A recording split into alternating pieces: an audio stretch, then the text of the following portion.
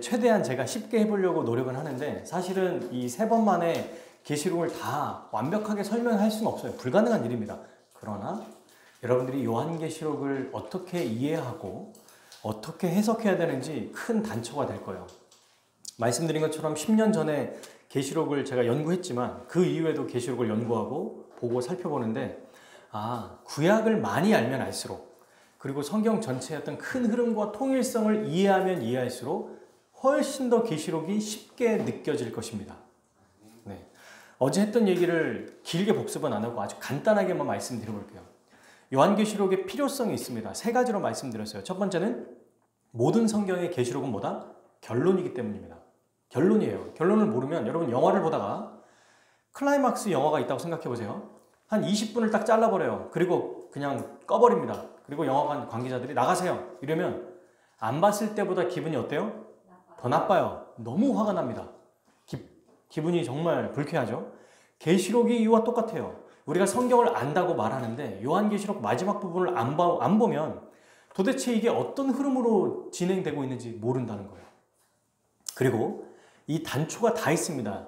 어제 우리가 1장 1절 가지고 한 30분 얘기했잖아요. 사실은 훨씬 더 많이 이야기할 수 있지만 이것 가지고도 이렇게 깊이 있게 얘기합니다. 오늘도 구약에 있는 내용들을 좀 살펴보면서 계시록이 어떻게 쓰여져 있는지를 볼 거예요. 그리고 두 번째, 성경의 안내서라고 말씀드렸죠. 왜냐하면 여러분 계시록 보다 보면 복음? 하나님 나라? 막 툭툭 나와요. 언약? 근데 이게 무슨 뜻인지 잘 모르잖아요. 그러면 계시록을 제대로 이해하지 못하는 거예요. 그러니까 어떤 일이 벌어지냐면 계시록을 자기 마음대로 설명하고 말하고 싶은 사람들에게 현혹돼가지고 멸망이 올 것입니다. 여러분 그거 아시죠?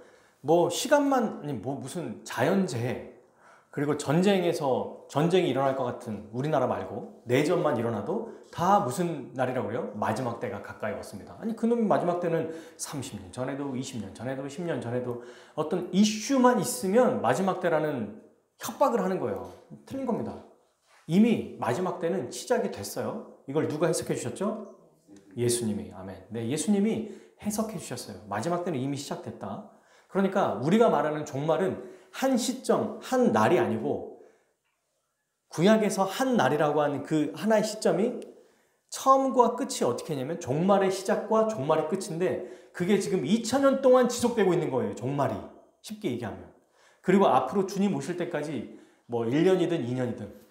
그래서 이런 얘기 우리가 흔히 많이 하죠. 우리 주님 언제 오실지 모릅니다. 왜 이런 얘기를 하죠? 데살로니가 전서에서도 도둑같이 올 것이다 얘기하시죠. 왜 이렇게 얘기하시죠? 종말의 때니까 그래요. 언제든 오실 수 있어요. 언제든. 왜? 시작이 됐고 오시면 끝나버리는 거예요. 그러니까 우리가 가장 기뻐하고 즐거워할 때가 언제냐면 이 시간에 오시는 거예요. 우리 주님이. 그죠? 이 시간에 오시는 게 제일 좋잖아요. 그런데 꼭 그것만을 상징하는 건 아니에요.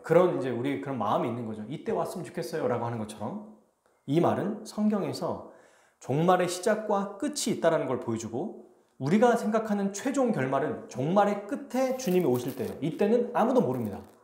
아무도 몰라요. 아버지만 아신다고 나와 있습니다. 그러니까 요한계시록을 보다 보면 내가 어떤 부분에 지식이 부족한지 이건 내가 진짜 몰랐구나 이런 것들을 알게 된다는 거예요.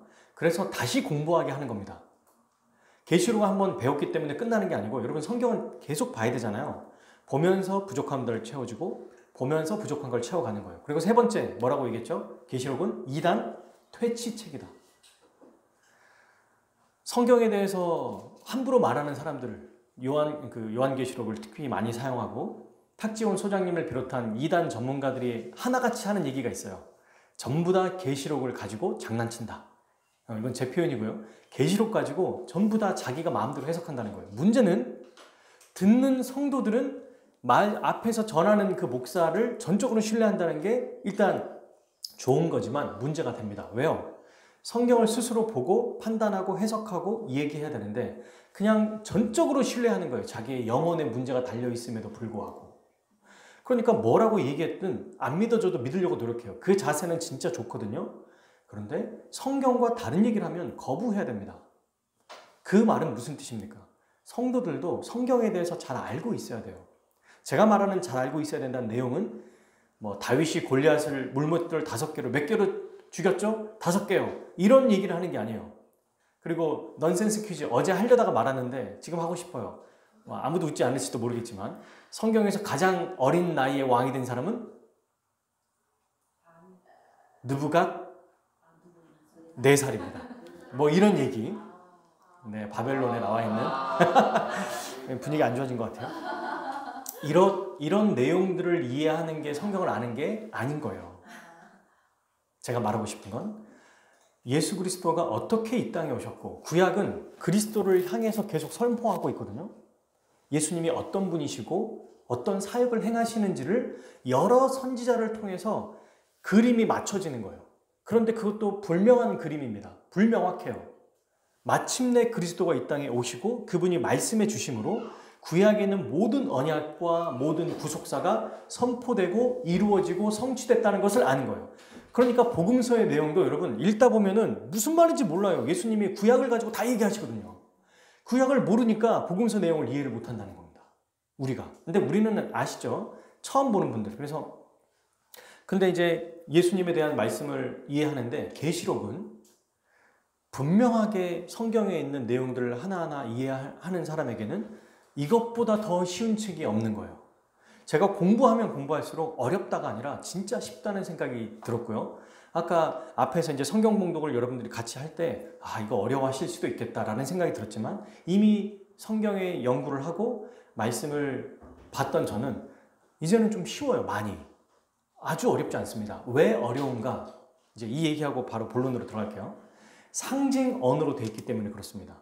어제 말씀드린 것처럼 옥중에 잡혀있는 반모섬의 사도 요한이 밖에 있는 외부에 있는 교인들에게 편지를 쓸 때 로마 황제 곧 멸망할 거야.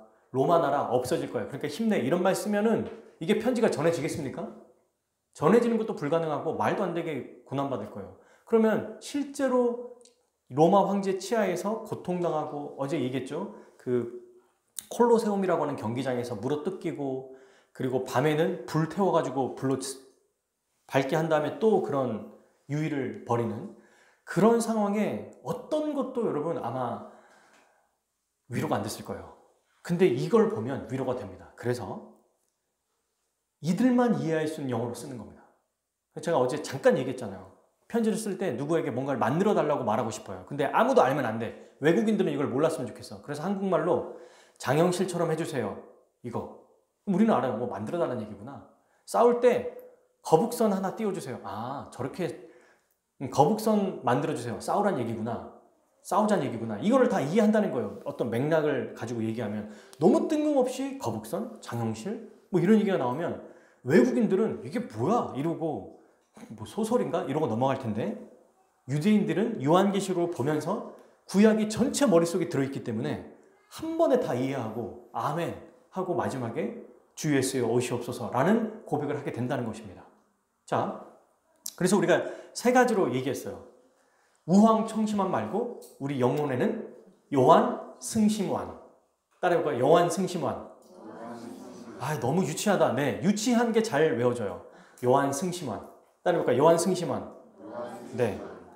우황청심환은 심장을 강하게 해주지만 요한 승심환은 우리의 영혼을 강하게 해준다. 뭐죠? 승리. 예수 그리스도가 승리하셨다. 1장부터 3장까지 내용이에요. 자, 그런데 이걸 기억하셔야 됩니다. 1장부터 3장까지 예수님이 승리하셨다고 하는데 그 승리로 끝난 게 아니고 승리가 쭉 이어져요. 어디까지? 완성 때까지. 근데 완성하기 위해서는 여러분 깨끗하게 정리하기 위해서는 방이 깨끗해지려면 뭘 해야 됩니까? 더러운 걸 버려야 돼요? 그대로 둬야 돼요? 버려야죠. 그게 심판이에요. 심판. 그리고 깨끗한 것은 더 깨끗하게 만드는 거예요. 승리하신 그 예수 그리스도가 완성까지 가는데 그 사이에 심판과 구원이 있다는 거예요. 마지막 완성할 때는 최종 심판, 최종 구원. 그래서 계시록의 구조를 아주 쉽게 설명해 드릴게요.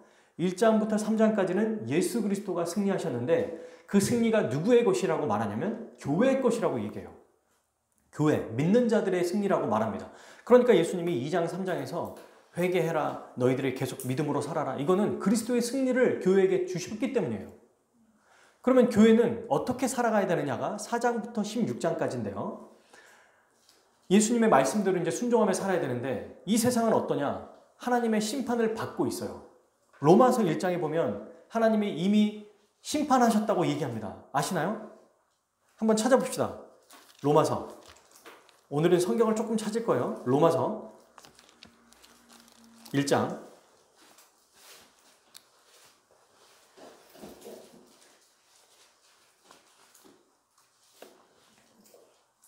자, 18절입니다.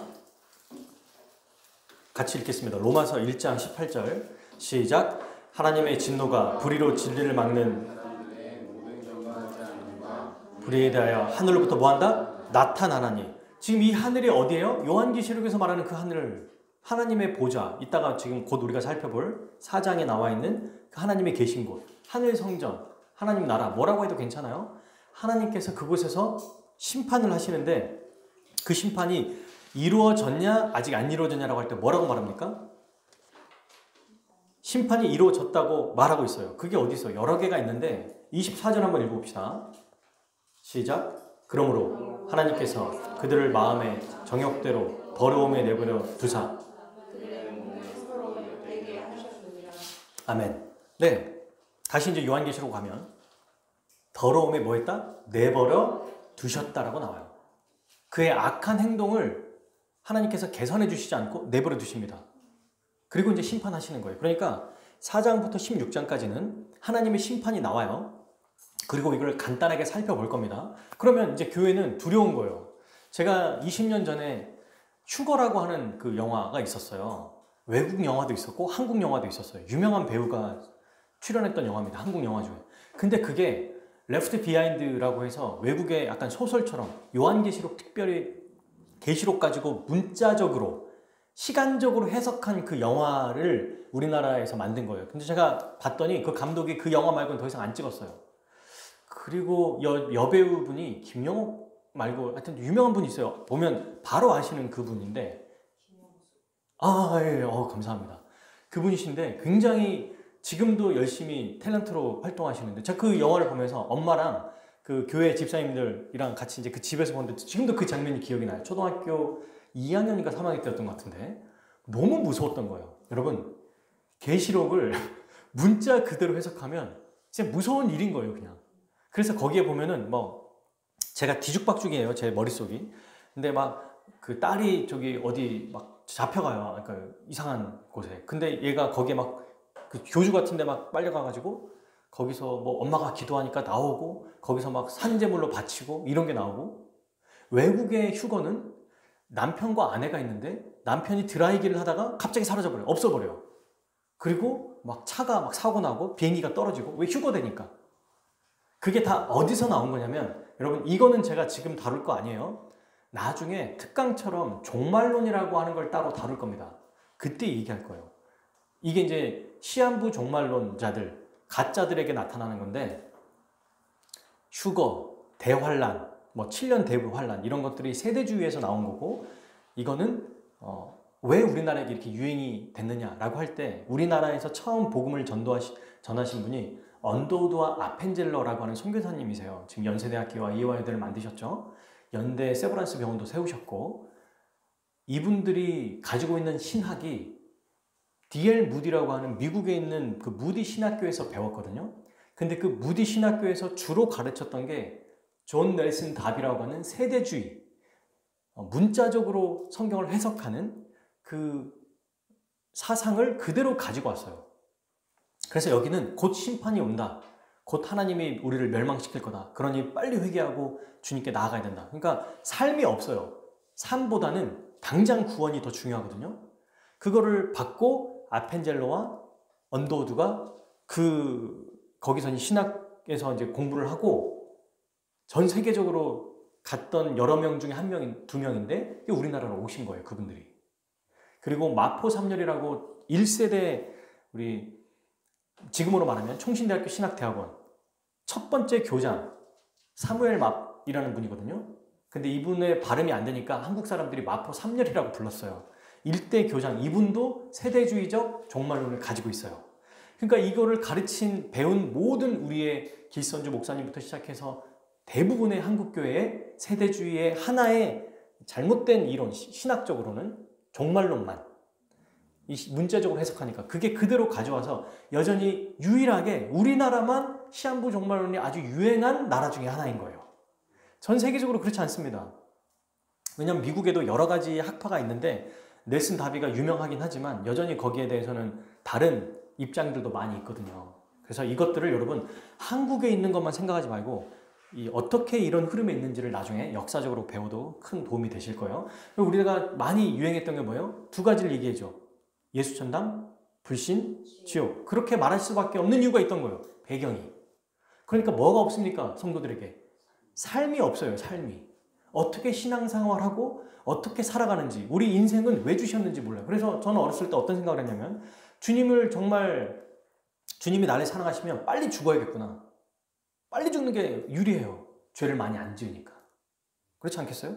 시한부 종말론에 이게 아주 한계인 거예요. 어쨌든 이건 종말론을 통해서 나중에 다루더라도 교회 계시록을 오해하다 보니까 수많은 생각들이 막 퍼지는 겁니다. 이걸 꼭 기억하십시오. 계시록은 뭐다? 따라해봅시다. 상징이다. 상징이다. 네. 이 말씀도 어제 말씀드렸지만 상징을 해석할 때 어떤 사람들은 자기가 상징으로 쓰고 싶은 건 쓰고 문자적으로 쓰고 싶은 건 쓰면 이러면 안 돼요. 상징이면 다 상징이지 왜 어떤 건 문자로 취급합니까? 다 상징으로 하다가 나는 이거는 문자로 가져올래요. 한 개 666. 또 한 개 14만 4천. 이거를 문자로 가져와요. 이런 거. 다른 건 또 상징으로 해석해. 말이 안 되잖아요. 이러면. 그러니까 우리가 조금만 상식을 가지고 있어도 이건 잘못된 겁니다라고 바로 이해할 수 있다는 거예요. 그러면 왜 14만 4천이 나왔냐? 볼 거예요, 오늘. 그리고 666은 이따 오후에 살펴볼 거예요. 전혀 어려운 게 아니고 얼마나 보면은 이게 이런 거였어? 라고 알게 될 거예요. 자, 그래서 1장부터 3장까지는 예수님이 승리하셨고 그 승리하신 그 은혜를 누구에게 부어주셨다? 교회에게. 교회는 어떤 존재입니까? 요한복음 15장 참 포도나무에 붙어있는 가지입니다. 그리스도와 연합된 존재예요. 그러니까 그리스도의 승리는 누구의 승리예요? 교회의 승리, 우리 승리예요. 우리 승리. 이걸 우리가 기억했으면 좋겠어요. 그리고 계시록을 또 하나 보실 때 주의해야 될 점은 개인에게 주신 말씀이 아니라는 거예요. 어제 제가 말씀을 좀 안 드렸던 것 같은데 7 교회에게 주셨지 각 사람에게 주셨다는 얘기가 없습니다. 교회 전체에게 주시는 거예요. 이걸 꼭 기억하고 보셨으면 좋겠어요. 자, 그러면 이제 오늘은 4장부터 16장까지 볼 텐데 전부 다 일일이 살펴보진 않을 겁니다. 중복되는 게 있어요. 4장부터 16장까지 볼 때 오늘도 역시 어디에 초점을 맞출 거냐면 교회에 초점을 맞출 거예요. 왜냐하면 이렇게 해석하고 있기 때문에. 여러분 성경을 여러분들이 해석하거나 설교를 들을 때 이걸 꼭 주의하셔야 됩니다. 어떤 설교자들은 말을 굉장히 잘하고 청산유주처럼 하는 분들이 있어요. 지적으로 보이고 똑똑해요. 그러니까 자기가 어떤 특정한 주제를 딱 가지고 이거 설명하기 위해서 성경을 사용하는 사람이 있고 성경 자체의 내용을 설명하면서 우리의 생각을 바꿔야 된다고 말하는 사람이 있어요. 어디에 말을 들어야 될까요? 이쪽입니까? 이쪽입니까? 이쪽이죠. 근데 많은 사람들이 성경 자체의 내용으로 해석하기보다는 그 사람이 어떤 생각을 가지고 이 사람이 가지고 있는 하나의 주제로 성경을 꽤 맞추거든요. 그럼 그런가 보다라고 하고 넘어가 버려요. 그러면 안 된다는 거예요. 계시록도 그래서 그런 식으로 살펴보면 안 돼요. 성경 자체가 지금 설명하는 구조에서 이미 말하고 있는 게 있습니다. 자, 오늘은 이제 큰 구조를 한번 보겠습니다. 4장부터 16장까지는 승심완에서 두 번째 심판이에요. 완성 이전에. 완은 완성이죠. 오늘은 심판을 살펴볼 텐데 심판도 누구를 위한 거냐면 교회를 위한 거예요. 왜? 교회는 심판받지 않거든요. 구원에 대한 얘기가 나옵니다. 자, 이제 하나하나 보기 전에 이제 성경을 보면서 한번 보겠습니다. 4장 그리고 5장이 나오는데 4장은 2절에 보니까 보좌에 앉으신 이가 나오죠. 4장 2절에. 이제 여러분 빨리빨리 성경을 보셔야 돼요. 4장 2절에 보좌에 앉으신 이가 있죠? 보이시나요? 네. 이제 보좌에 앉으신 이가 누굴까요? 하나님이십니다. 성부 하나님. 성부 하나님에 대한 설명이에요. 그리고 5장은 어디냐면 7절에 보세요. 그 어린 양이 나와 보좌에 앉으신 이의 오른손에서 두루마리를 어떻게 한다? 취하시니 받았다고 나와요. 그러니까 4장은 보좌에 앉으신 하나님, 5장은 보좌에 앉으신 하나님 옆에 어린 양. 그 어린 양을 또 설명하겠죠. 근데 보십시오. 지금 어떤 장면이에요? 하늘에서 벌어진 장면이에요. 지금 그죠? 하늘에서 벌어진 장면이에요. 이 일을 통해서 하늘에서 이 두루마리를 누가 뗐냐면 6장 1절 내가 봄에 어린 양이 7인 중에 하나를 뭐한다? 떼시는데 네, 예수님이 떼신다고 말하죠. 예수님이 뗐어요. 뗄 것이다가 아닙니다. 그러니까 미래에 일어난 일이 아니라 일어났어요. 지금 뗐어요. 뗐어. 과거형으로 돼 있어요. 뗐어요. 그래서 어떤 일이 벌어지냐면 이제 첫 번째 전쟁이 일어나요. 1번에 보면 2절 흰 말이 있는데 탄자는 활을 가졌고 이기고 이기려 하더라. 이 흰 말이 전쟁에서 승리할 때 보통 100마를 타고 다니거든요. 그 승리하는 장군이. 그래서 이게 여기서 말하는 것은 전쟁을 의미해요. 나라 간의 전쟁. 이 일이 있습니까? 없습니까? 전쟁 아예 없나요? 지금 어떤 나라도 싸운 적이 없나요? 아니에요. 지금 벌써 이미 우크라이나와 러시아뿐만 아니라 얼마나 우리 인류 역사는 전쟁의 나라입니까? 지금 이 일이 이루어지고 있어요. 지금. 두 번째, 둘째 인을 떼실 때 말했더니 붉은 말이 나와요. 피를 상징합니다. 그래서 화평을 제하여버리고 서로 죽이게 하며 큰 칼을 받았더라. 내전을 얘기해요. 첫 번째는 나라 간의 전쟁. 두 번째는 나라 안에서 서로 간의 싸움. 있죠? 많이 있죠? 중국만 봐도 얼마나 많은 전쟁이 있잖아요. 우리나라도 그랬었고. 그 일이 이미 이루어지고 있어요. 지금. 세 번째. 셋째 이는 뭐라고 돼 있습니까? 그 탄자가 검은 말이라고 나와요. 근데 뭐 하냐면 저울을 가졌대요. 저울. 그러면서 뭐라고 말하냐면 내 생물 사이로 들리는 음성을 듣더니 한 데나리오는 밀 한 대요. 한 대는 밀 보리 석대로다. 감람류와 포도주는 해치지 말라라. 이게 무슨 말이냐면 굉장히 극심한 고난이 있을 거라는 얘기입니다. 그러니까 기근. 그러니까 이때는 지금 감람류와 포도주는 뭐냐면 잘 살고 부자인 사람들은 이 경제에 큰 파탄의 영향을 받아요, 안 받아요? 안 받아요.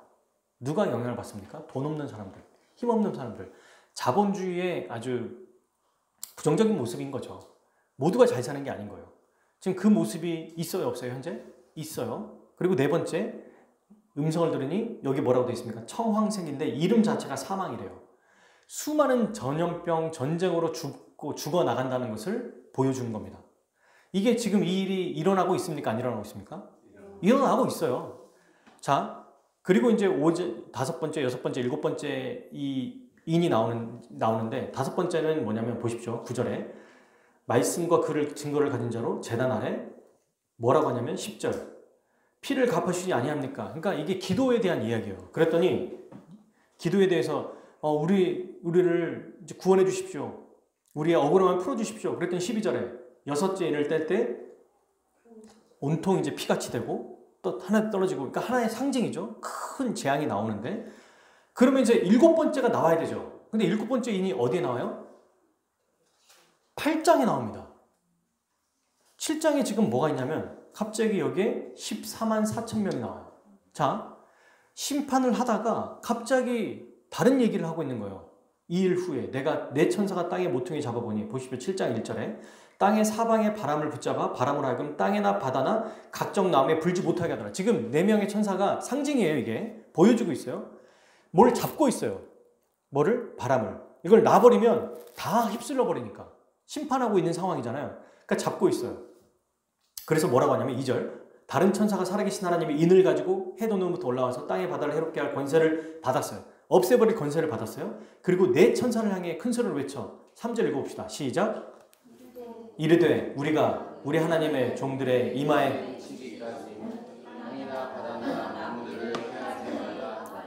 아멘. 보세요. 누구를 해치지 말라고? 하나님의 종들, 신자들, 교회들을 지켜야 된다. 그들이 이마에 인치기까지. 이 이마가 이제 나중에 13장에 나오는데 성도들을 보호하기 위해서 너희가 성도들을 보호해야 된다. 근데 땅이나 바다나 나무를 해하지 말라. 그러니까 지금 이 한 천사가 2절에 또 다른 천사가 1절에 나와 있는 4명의 천사에게 뭐라고 말해요? 그거 붙잡고 있어. 그거 놓지 마. 왜? 교회를 보호해야 되니까. 이 심판이 지금 누구에게 향한 거라고 얘기하고 있어요? 교회는 맞습니까? 아닙니까? 아니에요. 이마의 종들, 그러니까 하나님의 종들이 이마에 인치기까지. 여러분, 이 이마에 인치는 것은 여기선 살펴보지 않을 거예요. 신명기에 보면 하나님께서 이스라엘 백성들에게 뭐라고 말합니까? 쉐마 이스라엘, 들으라 이스라엘아 라고 하면서 이마와 손등에 말씀을 세우고 문 앞에다가 말씀을 쓰라고 그래요. 그거 아시죠? 거기에. 이게 무슨 뜻이냐면 정체성을 이야기해요. 하나님의 백성으로서 네가 어떤 존재인지를 기억해라. 계속 율법에서 떠나지 마라.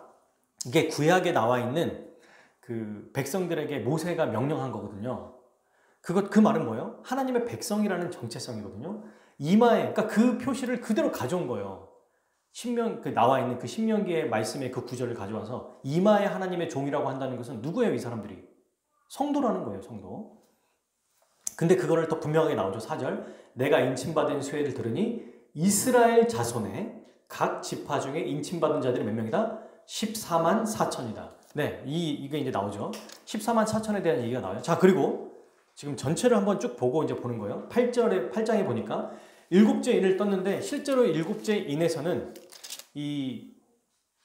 어떤 재앙이 나온다기보다 일곱째 나팔이 다시 이제 시작이 되는 거예요. 일곱째 인을 떼면. 그래서 6절 보세요. 일곱 나팔을 가진 일곱 천사가 나팔 불기를 준비하더라. 그래서 보십시오. 첫 번째 천사가 나팔을 부니 피 섞인 의왁과 불이 나와서 땅에 쏟아지매. 여기에 나와 있는 이것과 그리고 여러분 15장 한번 가보세요. 이제 대접 심판이 나오거든요.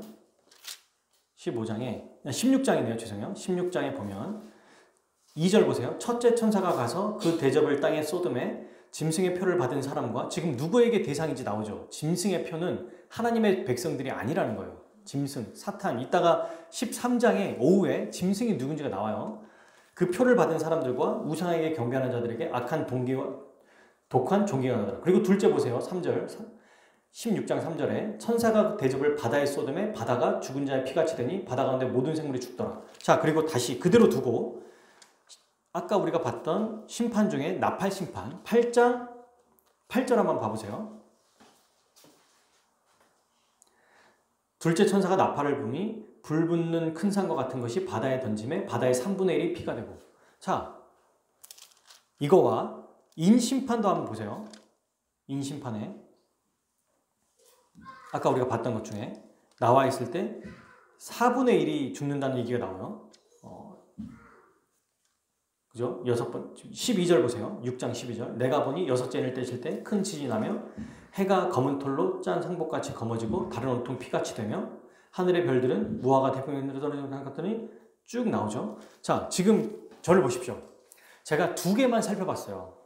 인심판에 나와 있는 네 가지 설명했죠. 전쟁, 내전, 그 다음에 기근, 그리고 전염병으로 수많은 사람이 전염병 외에 사망이라고 하는 청록색인가? 청황색 그 말이 나와가지고 청황색이죠. 이제 죽인다는 거. 이거랑 나팔 심판에서도 땅과 바다 심판이 나오거든요. 대접 심판에도 아까 보니까 바다가 또 피같이 된다고 그러죠. 반복이 있어요? 전혀 달라요. 반복이 있어요. 땅의 백성들이 인의 심판에선 죽는다고 그랬잖아요. 근데 나팔과 대접에서도 뭐가 무너진다고 나와요? 땅이 심판받는다고 나와요. 이게 무슨 얘기냐면 요한계시록은 점진적 발전 기법을 쓴다고 얘기했어요. 똑같은 얘기를 하나 더 얘기하면서 더 얘기해주고 하나 더 얘기하면서 더 얘기해주는 거예요. 처음부터 이 얘기를 다 얘기해버리면 이해를 못해요. 그러니까 쉽게 하나씩 그러나 더 보완해서 똑같은 얘기를 계속하고 있는 거예요. 나팔 대접은 순서대로 이루어지는 게 아닙니다. 여러분 만약 그렇다면 다 죽었다고 했는데 이미 이게 말이 안 되는 게 나팔 심판에도 3분의 1이 죽거든요. 그렇게 많이 죽고 막 무슨 해가 떨어져요. 인심판에서. 해가 떨어지면 다 죽어요. 지구가. 근데 또 심판할 게 남았어요. 나팔에서. 그 나팔에서만 봐도 거의 다 죽어요. 인간들이. 그런데 대접에서 더 큰 심판이 있어요. 또 죽어요. 그리고 17장에 바벨론 심판인데 그때는 진짜 다 죽어요. 20장에는 바다에 나와 있는 짐승들과 용이 무적에게 나와서 또 다 죽어요. 대체 언제까지 죽는다는 얘기예요. 무엇을 얘기하냐면 이마에 인침받지 않는 짐승의 표를 받은 자들의 심판이라는 것을 보여주는 거예요. 그리고 아까 인심판 6번째와 7번째 사이에 7장에 뭐가 있었어요? 14만 4천이 있었죠. 자, 그러니까 심판받을 때 이 심판이 첫 번째 이마에 인침받은 사람들은 해하지 않을 때까지 그거 놔버리지 마 라고 얘기했죠. 4명의 천사에게. 그리고 14만 4천은 거기서 찬양하거든요. 그리고 이제 나팔 심판을 또 외칠 때 또 나와요. 이제 또 찾아봅시다. 나팔 심판 얘기할 때 보십시오. 어디냐면 나팔 심판이 8절이죠. 8장이에요. 8장.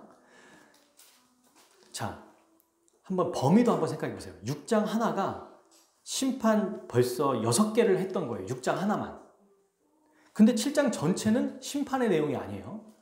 이 구조를 잘 보시란 얘기예요. 구조를. 8장 보세요. 7째를 뗐더니 또 나오죠. 그 다음에 7나팔을 떼고 보십시오. 8장에 6절, 7절, 8절, 11절, 12절, 13절 그리고 9장 1절 나오죠. 보이시죠 여러분? 지금 심판이 나오고 있어요. 그러면서 심판이 이제 5번째, 6번까지 나오고 4번의 천사 13절 보세요. 6째 천사가 나팔을 불매 나오죠. 그리고 7번째 천사가 나팔을 불매가 나와야 되는데 어디에 나오는지 아세요? 이것도 11장 15절에 나와요. 7째 천사가 나팔을 불매. 그 사이에는 또 뭐가 있어요? 또 다른 어떤 막간이라고 하는 또 다른 내용이 들어있는 거예요. 아니 심판을 할 거면 쭉 심판하면 되지. 왜 자꾸 중간에 멈추냐는 거예요. 왜? 그리고 내용을 보면 첫째 심판은 뭐고 둘째 심판은 뭐고 여러분 첫째 심판은 뭐고 하면서 심판이 진짜 중요한 거면 계속 설명해야 된단 말이에요. 근데 그냥 이거는 뭐고 이건 뭐고 이건 뭐고 하고 넘어가 버립니다. 그죠? 그리고 오히려 교회가 지금 어떤 상태인지를 훨씬 더 많이 설명하고 있어요. 자, 마지막 이제 이걸 좀 살펴볼게요. 12장, 자, 그리고 11장 15절에 7천사가 나팔을 불매해서 쭉 나오죠. 그래서 이제 19절에 보면은 이에 하늘에 있는 하나님의 성전이 열리니 성전에 하나님의 언약궤가 보이며 번개와 음성과 우리가 지지니 큰 우박이 있더라 하고 이제 끝나요. 그러면 이제 그 다음 심판이 뭡니까? 대접 심판이에요. 자, 대접 심판이 어디에 나오냐면 대접 심판은 15장에 나와요. 15장 보세요. 하늘에 크고 이상한 다른 이적을 보니 7천사가 7재앙을 가졌으니 마지막 재앙이라 나오죠. 그러면 이상하지 않나요? 여러분 상식적으로 생각해 보세요. 이상하잖아요. 인, 나팔, 대접을 순서대로 할 거면 다 하면 되는데 6번째 했다가 갑자기 뜬금없이 하늘에서 14만 4천이 막 찬양하고 있는 게 나와요. 그리고 나팔 심판을 쭉 하다가 중간중간에 하나님의 인침받은 자는 심판받을 게 아니다 라고 얘기하고 또 누구에게 심판이 있다고 얘기하냐면 오히려 하나님 말씀에 회개하지 않는 자들에게 심판한다고 그러고 그러다가 나팔 심판하다가 6번째에서 또 잠깐 쉬어요. 그리고 뭐가 들어있어요? 6번째에도 또 다른 얘기가 나와요. 두 증인에 대한 얘기거든요. 그리고 대접 이제 7번째 나팔을 불고 대접 심판을 시작해야 되는데 시작하기 전에 12장, 13장, 14장 3개의 장이나 되는 거 가지고 또 뭔가를 설명해요. 막상 심판의 내용은 간단합니다. 여러분. 그리고 여기에 대한 설명을 별로 안 해요. 뭘 얘기하는 걸까요? 관심이 별로 없어요. 아예 없다는 건 아니지만 관심이 별로 없어요. 어디에 관심이 있어요? 중간중간에 자꾸 말하고 싶은 게 있다는 거예요. 이 구조가. 하다가 잠깐 나오고 하다가 잠깐 나오고 그러다가 또 확 얘기하고 마지막 얘기하고 최종 결론하고 딱 그냥 끝내버리거든요. 뭘 얘기하고 싶냐면 바로 이 막간을 잘 보라는 겁니다. 이 심판에 집중하지 말고 이 막간의 내용이 뭔지를 보라는 거예요. 그래서 오늘 오후에는 이 막간의 내용을 살펴볼 거예요. 아주 간단한 거예요. 그러니까 심판이 4장부터 16장까지 인, 나팔, 대접 3개가 있는데 사이사이에 뭐가 있다? 막간이라고 하는 게 있어요. 그리고 그게 똑같이 특이하게 교회에 대한 얘기가 다 나와요. 상징적으로. 7장에도 14장에도 그 다음에 10장, 11장에도 교회에 대한 얘기가 나와요. 그러니 그 중간중간에 또 이게 교회에게 받는 거 아니에요? 막 이럴까봐 헷갈릴까봐 우리 하나님께서 친절하게 써주시잖아요. 그 내 천사에게 그거 놓지 마. 하나님의 인마에 그 인침받은 사람들을 너희가 함부로 할 수 없으니까 그 사람들은 우리가 보호해야 돼. 이렇게 말씀하시잖아요. 그죠? 이걸 우리가 살펴볼 겁니다. 사랑하는 여러분. 심판은 이미 지금 시작됐어요. 이미 시작됐어요. 이미. 언제? 예수님이 오시면서부터. 그래서 예수님 말씀하셨죠. 나는 너에게 뭘 주러 왔다? 네. 싸우라는 거예요. 지금 뭔가 이제 약간 나오죠? 교회가 어떤 곳인지가 설명합니다. 오늘 아주 분명하게 나올 거예요. 교회는 먼저 심판 중에 보호를 받죠. 왜냐하면 그 심판하는 없으니까. 그런데 잘 생각해 보십시오. 심판받지 않고 보호만 받는 게 교회의 역할일까? 아니에요. 오늘을 여러분들이 기억할 것은 어제는 1장이었다면 오늘의 핵심은 11장이에요. 오늘의 핵심은. 자, 이걸 기억하고 이제 4장부터 중요한 것들을 좀 보기 시작하겠습니다. 자, 그러면 4장 1절 한 같이 읽겠습니다. 시작. 2일 후에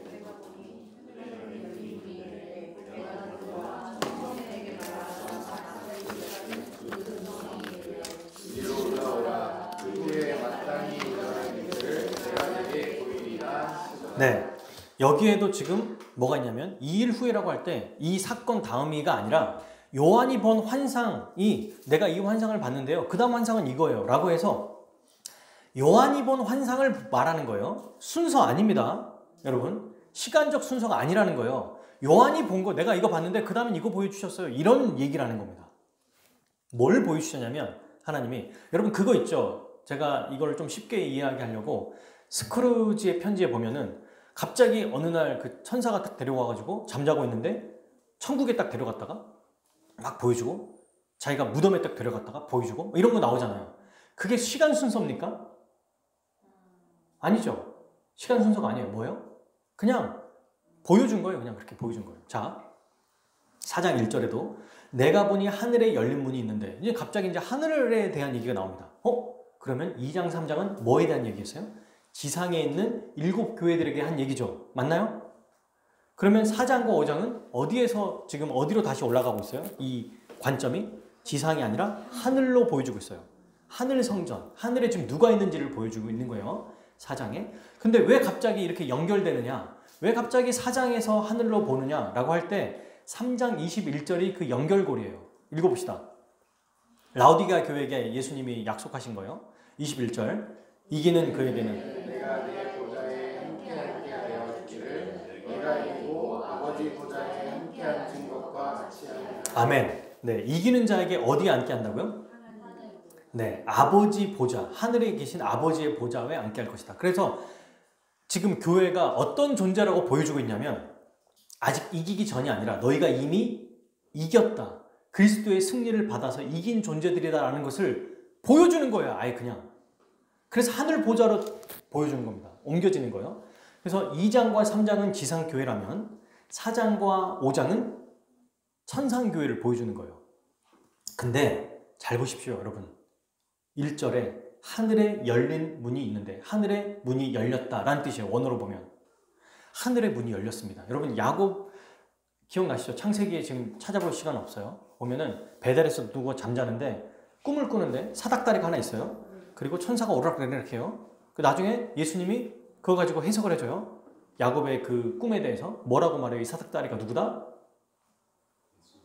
한번 찾아볼까요? 그래도 이거는 요한복음 1장.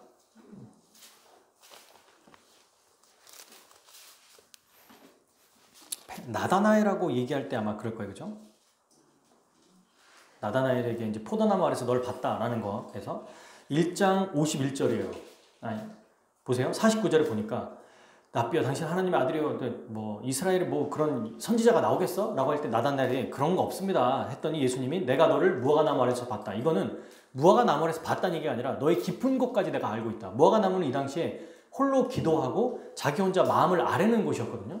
그러니까 얼마나 힘들고 어려운지를 예수님이 이미 나다나엘이 혼자 있는 곳에서 다 알고 있다는 거예요. 그거 보고 얘가 깜짝 놀란 거예요. 정말 당신은 하나님의 아들이시군요. 라고 말하는 겁니다. 그랬더니 51절 예수님이 뭐라고 말씀하시는지 요한복음 1장 51절 읽겠습니다. 시작. 또 이르시되 진실로 진실로 너희에게 이르노니 하늘이 열리고 하나님의 사자들이 어디 위에? 인자 위에 오르락 내리락 하는 것을 보리라 하시니라. 아멘. 인자가 누구예요? 예수님, 자기 자신이에요. 그러니까 야곱이 봤던 이 사닥다리는 예수 그리스도를 통해서 하나님의 백성들이 하나님 나라로 갈 수 있다는 것을 미리 보여주는 환상인 거예요. 그리고 예수님이 마침내 이 땅에 오셔서 이걸 해석해 주셨죠. 그리고 이거를 요한계시록에서 요한은 이 장면을 가지고 와서 뭘 보여줘요? 그리스도를 통해서 승리하신 그리스도를 통해서 우리가 어디와 연결돼 있다? 하늘과 연결돼 있다. 지금 우리는 열렸어요. 문이 열릴 것이다가 아니에요. 이게 진짜 중요한 포인트입니다. 문이 열렸습니다. 이미 우리의 실체가 어디냐고 보여주는 거예요. 우리는 지상에서는 얼마나 힘들게 삽니까? 2장과 3장에 보면 회개해라. 안 그러면 내가 쳐들어갈 것이다. 내 입을 벌어서 검으로 너와 싸울 것이다. 네가 회개하지 않으면 땅에 있는 임박한 시험을 내가 당하게 할 거다. 막 이렇게 얘기하시는데도 치열하게 싸우라고 얘기하고 있거든요. 2장, 3장에. 그런데 그렇게 싸울 수 있는 이유가 뭔지를 설명해 주고 있어요. 너희가 그렇게 믿음으로 살아갈 수 있는 이유가 뭔 줄 알아? 너희는 이미 나를 통해서 사닥다리인 나를 통해서 어디와 연결되어 있는 자다? 하늘과 연결되어 있는 자기 때문이다라고 말하고 있습니다. 이걸 보여주는 거예요, 하나님이. 여기에서만 처음 나온 게 아니에요, 그러니까. 그래서 이 구절이 너무 좋아서 교회들 중에 열린교회라는 이름을 많이 차용합니다. 열린교회. 하늘문이 열려 있다는 거예요. 여러분, 이걸 믿음으로 보셔야 됩니다. 아멘? 열려 있다는 거예요. 지금 우리의 모습은 처량하고 비참하고 보잘것없고 뭐 아무것도 아닌 것 같고, 그거는 믿음의 눈이 아니에요. 믿음의 눈이 아닌 사람들은 겉으로 외형적인 것만 보고 거기에서 자기를 판단하고 거기에서 자기 자존감과 자기의 어떤 신분, 자기의 위로를 얻어요. 성경은 2장, 3장에 보면 서모나 교회는 진짜 비참했어요. 얼마나 가난한지 모릅니다. 근데 이들은 하나님께서 가장 부유하다고 말해요. 2장 보십시오. 서모나 교회 2장 8절 서모나 교회 사자에게 편지하라. 처음이며 마지막이며 죽었다가 살았는 이가 이르시되 내가 하나님 예수님이죠. 너의 환난과 궁핍을 알거니와 그러나 실상은 네가 부유한 자니라. 저는 이 말씀을 읽을 때 너무 위로가 되더라고요. 돈이 없어서 위로가 된다기보다는 정말 주님이 다 아시는구나. 우리의 애씀을. 실상은 부유한 자래요. 근데 우리가 봤을 때 너무 훌륭할 것 같은 사람들, 라오디게아를 보세요. 똑같은 처지에 있는 사람들 보시면 이렇게 얘기해요. 이들은 오히려 이렇게 말합니다. 17절 내가 말하기를, 내가 할 때 이 내가가 누구예요? 라오디게아 교회 너희들이 말하기를 나는 부자라 부요하며 부족한 것이 없다 하나 그러나 예수님 뭐라고 그래요? 내 공고한 것과 가련한 것과 가난한 것과 눈먼 것과 벌거운 것을 알지 못하나도다. 가장 가난하고 가장 비참한 존재가 그렇게 돈이 많은 라오디게아 교회라고 얘기하고 있습니다. 라오디게아 교회는 이 당시에 과학기술까지 발달했어요. 그래서 이때 당시에 안약 있죠. 이 안약이 너무 발전했답니다. 근데 지금 뭐라고 말해요? 오히려 너희 눈먼 것을 고치래요. 진짜 너무 멋지게 얘기하시죠. 안약이 발전돼서 이걸로 돈 많이 벌었는데 오히려 너희들이 안약을 눈에 보이지 못하고 못 보는 사람들의 눈을 치료하는 치료제를 개발하는 너희들이지만 실상 너희는 눈먼 자들이다. 이렇게 얘기하고 계시는 거예요. 그리고 얘기하시잖아요. 너희 눈먼 것과 벌거운 것을 사라. 그래서 18절 보십시오. 안약을 사서 눈에 발라 보이게 하라. 실제로 그 안약을 사라는 얘기가 아니잖아요. 이거는 영적으로 눈을 뜨라는 얘기입니다. 사랑하는 여러분, 우리의 존재가 어떤지를 생각해 봅시다. 우리가 보통 이제 제가 설교를 할 때 그런 얘기를 많이 해요. 로마서나 아니면 바울서신이나 또 요한복음 얘기하면서 우리의 존재는, 우리의 삶은 하늘에 있습니다. 얘기하는데 요한계시록만큼 우리의 하늘이 그럼 어떤 모습으로 있습니까 대체? 할 때 말을 잘 못하겠는 거예요. 계시록을 모르면. 그냥 하늘에 뭐 영혼처럼 둥둥 떠 있나요? 아니면 뭐 있어요 대체? 거기서는 그래서 맨날 하는 얘기 24시간 예배만 드립니까? 뭐 이런 거 있잖아요. 맨날 노래만 해요. 그런 의미가 아니잖아요. 상징이라고 상징. 상징인데 왜 자꾸 이거는 또 문자 그대로 받아들여가지고 맨날 찬양하는 것만 생각하냐고요. 아니에요. 그만큼 영광스럽고 복되게 살아간다는 것을 보여주는 거예요. 그래서 여기에 지금 누가 나오는지를 설명합니다. 하늘에 열려있대요. 우리 지금 이 땅이. 그러니 사랑하는 여러분, 사닥다리이신 예수님을 통해서 기도하면 하늘에서 응답이 됩니까? 안 됩니까? 됩니다. 우리가 이 땅에 살아가면서 직장 생활이나 가정이나 사실은 제가 설교하고 난 저도 마찬가지예요. 근데 주님이 저에게 무엇을 도전하시냐면 요한계시록을 설교하게 하고 준비하게 하시면서 이제 더 이상 좀 머뭇거리지 좀 마라. 이 땅에 있는 것만 제발 보지 마라. 그러니까 머리로는 안다고 말을 많이 해요, 우리가. 맞아요. 눈에 보이는 건 중요하지 않아요. 근데 진짜 마음속 깊은 곳에서는 눈에 보이는 게 중요하대. 계시록에서 말해요. 너희는 가장 비참한 자라고. 그렇게 사는 사람들을. 근데 거기에 매여 있어요. 그리고 살아요. 소망이 없는 것처럼 보여요. 이 1세대 이 사람들은 어떤 사람들이에요? 거의 지금 생존의 위험이 있어요. 생존. 아니 저는 먹고 사는 거 우리 집은 이렇고 우리 차는 이렇고 지금 그런 상황이 아니에요. 이 사람들은. 내 삶이 지금 어떠냐. 내가 죽냐 사느냐 이런 상황에서 뭐라고 말합니까? 서머나 교회에게 우리 예수님이 10절 너는 장차 받을 고난을 두려워하지 말라. 아니 이쯤 되면 고난 안 받을 거야. 됐어 이제 너 충분히 잘했어. 이러면 되잖아요. 근데 장차 받을 고난을 두려워하지 말래요. 그리고 뭐라는 줄 아십니까? 몇 사람을 오게 던져 시험 받게 하리나 너희가 10일 동안 환난을 받으리라. 근데 10일 동안 환난이라고 해서 짧네? 라고 생각했는데 막상 보니까 네가 죽도록 충성하래요. 죽을 때까지 이러래요. 10일을 뭘로 연결한 거예요? 죽음까지 연결한 거예요. 이 10일은 다니엘서에 보면 그 다니엘의 세 친구들이 10일 동안 왕이 준 음식을 먹지 않고 하나님 말씀대로 이렇게 먹었다는 게 10일이라고 나오거든요. 짧은 시간이죠. 그런데 지금 성경에서는 뭐라고 말하냐면 이 10일 동안 환난을 받을 거래요. 그리고 죽도록 충성하라. 이 충성을 더 원어적으로 번역하면 신실하라는 뜻이에요. 죽도록 신실해라. 믿음을 지켜라는 뜻이에요. 그래서 어떻게 하냐? 그리하면 내가 생명의 관을 내게 주리라. 여러분 이 당시에 왜 생명의 관이냐? 저는 그런 모자 필요 없는데요. 제가 초등학생 애들한테 가르치면 생명의 관 그런 거 필요 없고 핸드폰이나 줬으면 좋겠어요. 이렇게 말하거든요. 여기서 말하는 생명의 관도 이미지잖아요. 상징. 생명의 관은 당시에 월교관이라고 해서 그 올림픽을 하고 경기장에서 경기를 하면 제일 마지막에 달려가지고 1등한 사람에게 나무로 된 월계관을 씌워줍니다. 1등 했다는 뜻이에요. 1등. 여기서도 뭐예요? 네가 생명의 관을 내가 너에게 생명의 관을 내게 주리라 라고 말했잖아요. 하나님의 백성, 하나님의 왕자로서 또 왕비로서 거룩하게 살아가게 하겠다는 약속 아닙니까? 근데 여기서 이 10일을 왜 10일로 말했을까? 여러분 인생 전체라면서요. 인생 전체에 죽도록 충성하라면서요. 장차 받을 고난이 있다면서요. 네. 근데 왜 10일이죠? 길지? 정말 생존이 10일밖에 안 남은 사람에게야 10일이지 우리한테는 앞으로 어린 아이부터 나이가 있는 청년이나 장년이어도 몇십 년이 있는데 왜 10일입니까? 말할 때 성경은 어떤 관점이냐면 하늘의 관점입니다. 이 땅의 삶은 10일밖에 안 되는 짧은 생애예요. 그러나 영원한 하나님 나라는 비교할 수가 없죠. 그래서 그 짧은 시간 고작 10일밖에 안 돼. 얘들아 10일 동안 견뎌라. 잘하고 있어. 네가 진짜 부유한 사람이야. 진짜야. 견뎌. 그러면서 보여줘요. 오늘 이 환상을 진짜 너희가 어디에 속해 있는지를 보여줄게. 4장. 바로 거기에 뭐가 있냐면 이리로 나오죠. 내가 처음 말했던 나팔소리 같은 그 음성이 들리래. 이리로 올라오라. 여기 얘기해요. 그래서 마땅히 일어날 일 내게 보이리라. 이 후에 마땅히 일어날 일들이 1장 1절에서 어제 살펴봤던 속히 일어날 일을 또 가지고 온 거예요.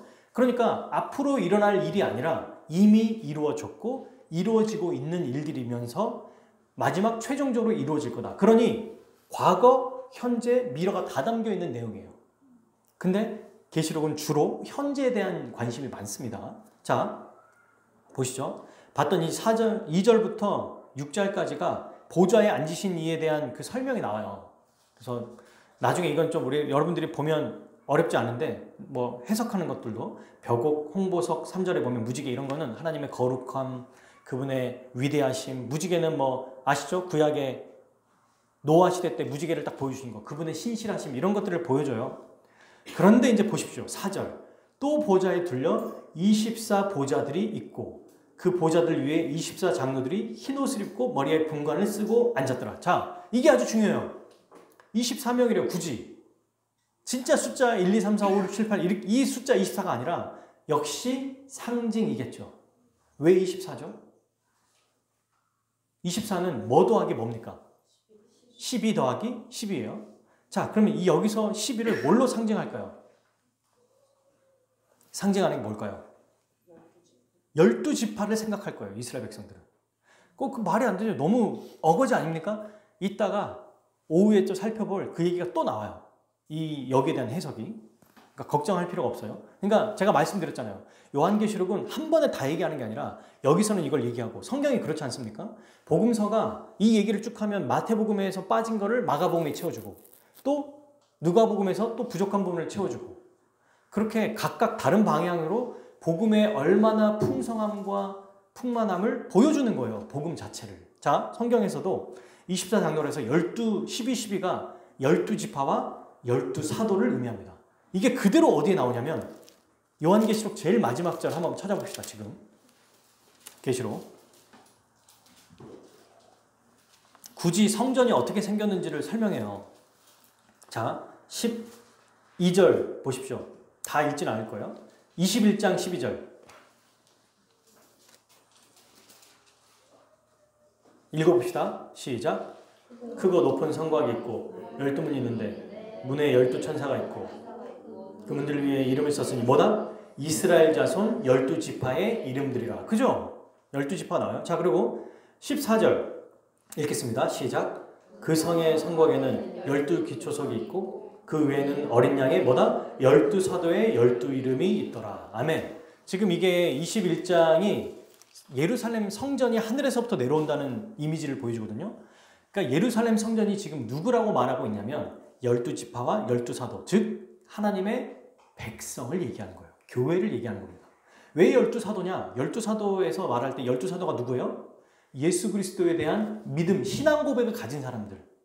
그래서 네, 제자들. 마태복음 16장에 지금 못 찾아봐요. 16장에 보면 베드로가 고백합니다. 사람들이 난 누구라고 그래? 그럼 베드로가 주는 그리스도시요 살아계신 하나님의 아들이십니다. 딱 얘기했더니 바요나 시몬아 네가 복이 있다. 이제 너를 페트라, 베드로라고 부르겠다. 너를 반석, 그러니까 반석, 돌이라고 부르겠다. 야 돌아 이래서 기분 나쁘잖아요. 우리는 돌쇠 이러면. 근데 그런 의미가 아니고 널 돌이라고 부르겠다. 이거는 기반석.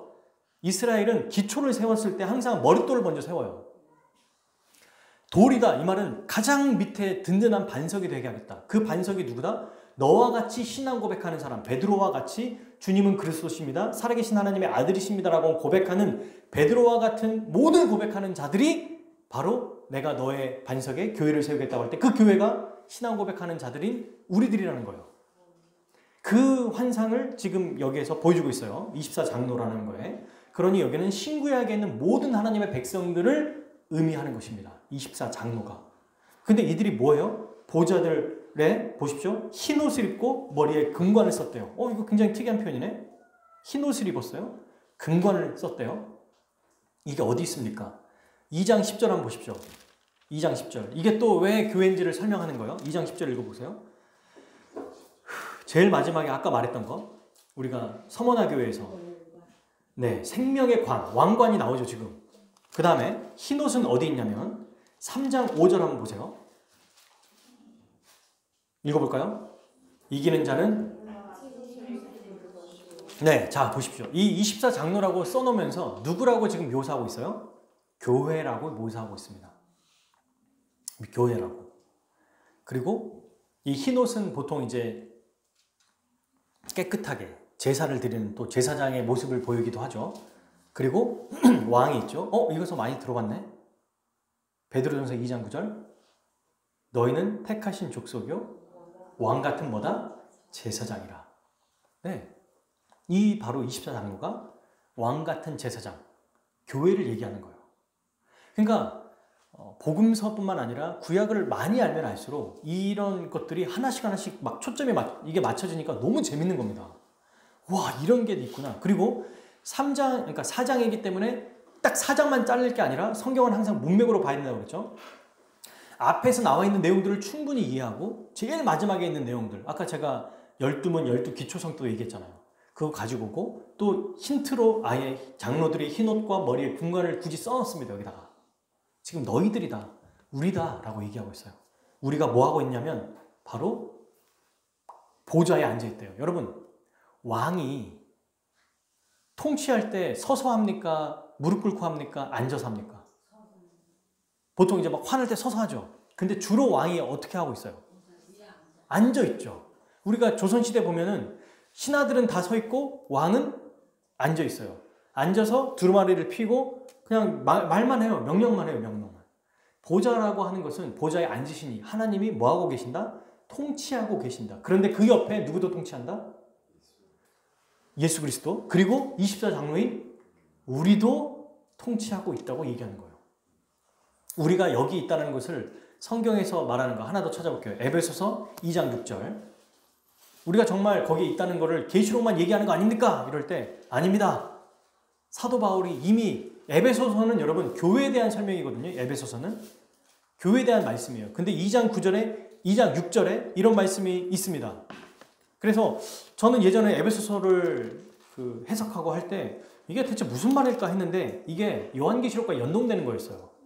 자, 읽어봅시다. 2장 6절 시작. 그리스도 예수 안에서 함께 하늘에 앉으시니. 아멘. 누가? 지금 그 앞에는 어떤 구절이에요? 2장은 믿음으로 그 은혜에 의하여 구원을 받았다라는 거, 구원에 대한 설명이잖아요. 믿은 자들, 너희가 지금 어떤 상태다? 믿어서 구원받은 자인데, 구원받은 우리는 예수님과 함께 일으켜져서 부활해서 하늘에 지금 앉게 하셨다고. 이것도 과거형이에요, 여러분. 아예 제가 타번역은 이렇게 돼 있어요. 또 그리스도님 예수님 안에서 함께 일으키시어 하늘에 함께 앉게 하셨다. 이런 표현이에요, 아예. 믿을 때 지금 현실에 살고 있는 우리가 이 땅에서 아둥바둥 살고 있잖아요. 사실은 힘들기도 하고 어렵기도 하고, 그리고 사실 사람을 이해하는 게 얼마나 어렵습니까? 저도 제 아내를 10년 동안 같이 살면서도 아내도 저를 몰라요. 저희 어머니 아버지를 뵈도 40년을 같이 넘게 사셨어도 잘 모르겠어요. 두 분이 서로 잘 모르셨던 것 같아요. 제 자녀를 보면 볼수록 까면 깔수록 양파 같죠, 우리 아이들은. 이런 애일 거라고 생각했어요. 근데 자꾸 바뀌어요. 사람은 진짜 모릅니다. 알 수가 없어요. 그러니까 우리의 이런 모습들을 우리가 이 땅에 살면서 맞아, 우리 이런 삶을 내가 이렇게 살 수 있을까 하면서 늘 고민하고 근심하고 걱정하고 두려워하고, 이게 우리 일상의 삶이거든요. 이게 이 세상에 죄인들에게 주어진 사실 저주 같은 거예요. 이게 인간의 죄 때문에 그 죄로 인해서 이렇게 고통받으며 살아가는 거예요. 그런데 예수님을 믿는 순간 우리 하나님의 백성을 어디에 앉히신다? 하늘에 앉히시는 거예요. 그래서 성경은 계시록을 통해서 우리의 영적인 눈을 떠서 보라고 얘기합니다. 이걸 본 사람이 누굽니까? 사도 바울이에요. 3층천 갔다 왔다고 얘기하죠. 바울의 인생이 어때요? 이 세상에 있는 모든 것들은 다 뭐로 여긴다? 똥으로 여긴다. 다 똥이래요. 필요 없다는 얘기가 아니라 하나님의 복음과 비교하면 이거는 진짜 말 같지도 않는 거예요. 너무 보잘것없는 거라는 거예요. 그의 인생, 제자들의 인생, 그리스도의 인생을 보십시오. 누구 하나 잘 먹고 잘 살려고 했는지. 시한부 정말론 어제 말씀드렸죠, 이장님. 그 사람은 몇십억을 해놨고 지금도 여러분 그 다른 이름으로 하고 있어요. 그 다미성교회가. 그것까지 굳이 알고 싶지 않아가지고 검색을 안 했어요. 얘는 좀 알아봤었는데 이것 때문에, 종말론 때문에. 지금도 다른 이름으로 서울에도 교회가, 지교회가 몇 개가 있습니다. 그리고 거기는 계속 바뀌어요. 밀레니엄 할 때 또 한 번 했다가 또 한 번 수그러들고. 진짜 거기 그 방송했던 그 영상 중에 한 그 청년분이 너무 황홀한 표정으로 우리 주님이 곧 오실 거예요. 막 이러면서 그 흰 옷 입고 있어요. 다 거기서. 그게 나쁘다는 게 아니라 그분들이 얼마나 안타깝습니까? 진짜 주님을 사랑하는 거잖아요. 정말. 여러분, 오히려 그 이단도 열심히 있어야 빠지는 거 아시죠? 그 라오디게아 교회 보면 차라리 뜨겁든지 차갑든지 해라. 이랬다 저랬다 하지 마라. 그런 사람들은 이단에 빠지지 않으니까 좋겠네? 아니, 그 사람들은 심판이 아예 결정돼 있어요. 차라리 뭐가 됐든 진짜 열심히 하긴 해야 됩니다. 여러분, 우리 신앙생활을. 일단 이거는 뭐 중요한 얘기는 아니고. 어쨌든 간에 우리가 지금 어디에 있다? 믿는 순간 바로 보좌에 앉으신 하나님 그 옆에서 함께 다스리고 있다. 이게 우리 모습이라는 거. 오늘 여러분 이 말씀을 듣고 저부터 여러분 우리 모두 잊지 않았으면 좋겠어요. 성경이 말하는 게 현실입니다. 이 땅이 보이는 게 현실이 아니에요. 이 세상은 과학적 자연주의라고 해서 그냥 눈에 보이는 것을, 보이는 현상으로만 모든 것을 설명하려고 그래요. 그 진화론이 아주 우리 근저에 깔려 있어요. 뭐 누가 진화론을 믿습니까? 라고 하지만 다 깔려 있어요. 다. 이걸 과학적 자연주의라고 해요. 그러니까 실험에서 해석되지 않고 결과물이 도출되지 않으면 믿지 않는 시대.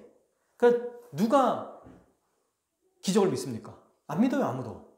오늘날 더 안 믿죠. 과학과 기술이 발달하면. 그리고 기도도 하지 않습니다. 왜? 기도하지 않아도 돈으로 해결할 수 있거든요.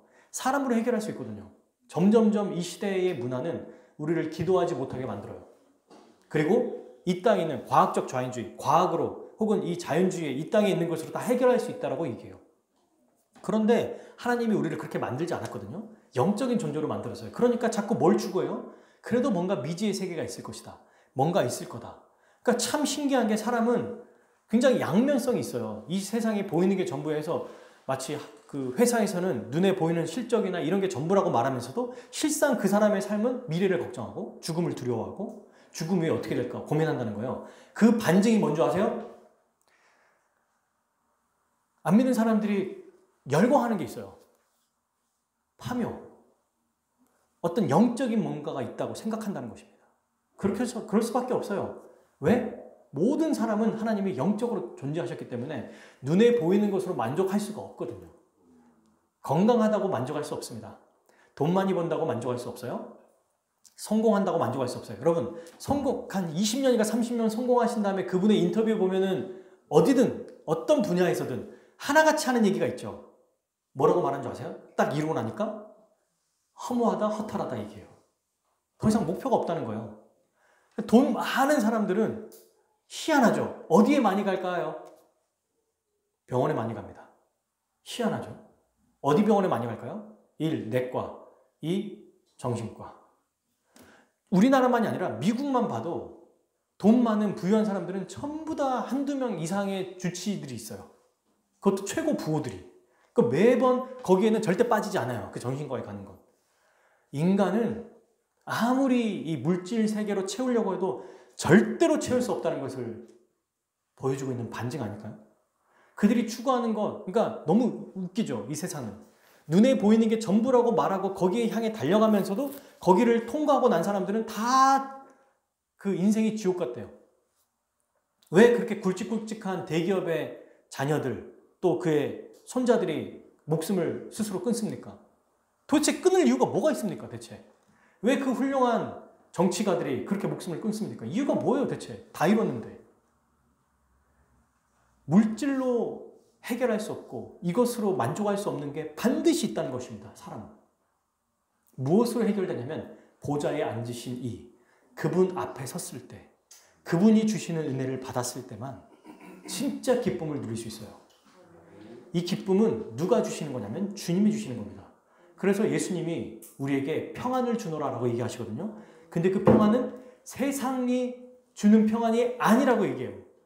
세상이 줄 수가 없다는 거예요. 만들어낼 수가 없어요. 세상의 것은 잠깐 갔다가 사라져버려요. 통과 아시죠? 통과. 그냥 통과하는 거예요. 세상의 기쁨은. 하다 그냥 없어지는 거예요. 저도 너무 기뻤을 때가 있어요. 제 인생에서. 뭐 결혼도 그렇고 자녀도 그렇고 뭐 학교 대학 입시 때 그러니까 대학도 뭐 들어가는 거 뭐 그다음에 군대 들어가는 거 여러 가지 많았었는데 그걸로 사는 게 아니에요. 여러분들도 그런 게 있잖아요. 내가 정말 원하고 바랬던 것도 이루어지면 그 순간 뭐 생각하고 있어요? 됐다 해서 와가 아니라 안 이루어진 것도 가지고 또 찾아내서 스스로 두려워하고 걱정하고 근심하잖아요. 이게 우리 사람의 모습이거든요. 이게 원래 그런 인간의 모습이에요. 그러니까 예수님이 근심하지 말라, 두려워하지 말라.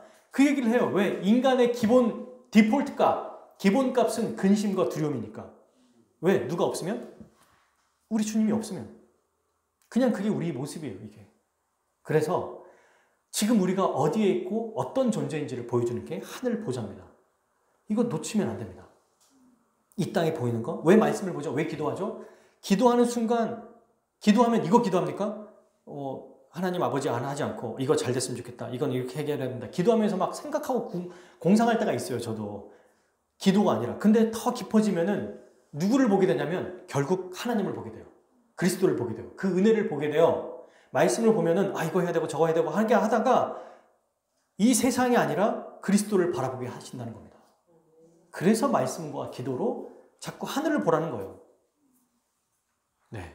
자, 계속해서 우리 보면 근데 거기에 이제 보니까 사실 내 생물도 나와요. 내 생물은 에스겔서에 여러분 보면은 모든 피조물을 대표해요. 그래서 막 얼굴에 하나는 사자고 뭐 소고 독수리고 그다음에 사람 얼굴이 그렇게 나오는데 각각의 뛰어난 최고의 모습들을 나옵니다. 사람은 피조물 중에 최고의 영장이죠. 독수리는 새들의 새고 소는 가축 중에 가축이에요. 그다음에 사자는 동물의 왕이에요. 이걸 통해서 에스겔서에서 뭘 보여주냐면 에스겔서에서는 아예 스랍들, 천사라고 표현하거든요. 천사와 같은 정도의 모든 하나님이 창조하신 모든 피조물의 대표를 보여주는 거예요. 그 모든 피조물의 대표들 그리고 그 옆에 모든 그 하나님의 백성들 뭐 하고 있습니까, 이들이? 뭐 합니까? 다 같이? 10절, 11절 같이 읽겠습니다. 24장로들이 보좌에 앉으신 이 앞에 엎드려 세색토록 살아계시는 이에게 경배하고 자기의 관을 보좌 앞에 들이며 이르되 4장 11절이에요. 우리 주 하나님이여 영광과 존귀와 권능을 받으시는 것이 합당하오니 주께서 만물을 지으시니라. 만물이 주의 뜻대로 있었고 또 지으심을 받았나이다 하더라. 아멘. 네, 이게 모든 피조물과 우리 모든 하나님의 백성들이 행하는, 하늘에서 하는 우리의 정체성, 우리의 모습, 우리가 해야 되는 것이라고 설명하고 있어요. 그때 우리는 가장 기쁘고 하나님을 찬양하고 예배할 때만이 예수님이 2장 3장에서 말씀하셨던 이 세대를 본받지 말고, 사도 바울도 얘기하죠. 마음을 새롭게 함으로 변화를 받아 하나님의 선하시고 기뻐하시는 뜻이 무엇인지 분별할 수 있다는 거예요. 하늘에 있는 존재라는 걸 인식할 때, 그런 존재라는 걸 알 때, 그것을 믿을 때, 그래서 가능한 겁니다. 요한계시록은. 자, 그런데 5장에 가보니까 또 내가 봄에 보좌에 앉으신 이 옆에 네 생물이 있는 줄 알았더니 누가 있냐면 예수님이 계세요. 자, 보세요. 두루마리가 있어 안팎으로 썼고 7인이 있어요. 그러니까 두루마리라고 하는, 그 당시에는 우리로는 책인데 옛날에는 두루마리 양피지 같은 거 있잖아요. 거기 앞뒤로 막 글이 써져 있는데 그게 이렇게 인이라고 아시죠? 딱 붙여져 있는 거. 못되게 하는 거. 요즘에도 배달 보면은 이제 많이 사고가 나니까 아예 스티커로 딱 붙여놓더라고요. 배달하시는 분들이 하나씩 이렇게 먹고 가시는 경우가 있나 봐요. 그래서 뭐 그 스티커를 떼면 뭐 어쩌고 뭐 나오는데 인이 붙여져 있다는 거예요. 지금.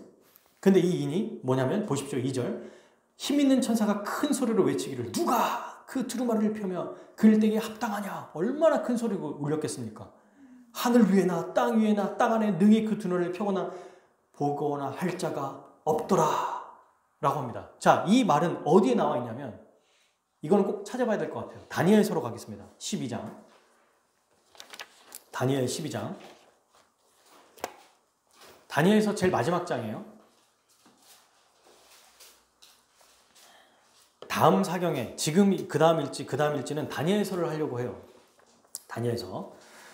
당장은 이제 우리가 신약하고 구약하고 하니까. 자, 12장 4절 한번 읽어봅시다. 12장 4절 읽겠습니다. 시작. 다니엘아, 마지막 때같이 이 말을 간수하고 이 길을 봉합하라. 많은 사람이 빨리 왕래하며 지식이 더하리라. 네, 여기서 말하는 이거 지금 보세요. 마지막 때까지라고 얘기하죠. 종말이 올 때까지 이 말을 봉합하래요. 이 글이죠. 글 지금 하나님이 말씀하시는 글. 다니엘에게 뭐 환상을 보여주고 말했어요. 그래서 아까 내생물도 나온다고 그랬잖아요. 뭐 인자 같은 이가 7장, 8장, 9장, 10장, 11장이 묵시록이에요. 다니엘서도. 그래서 다니엘서도 묵시록입니다. 계시록 같은 거요.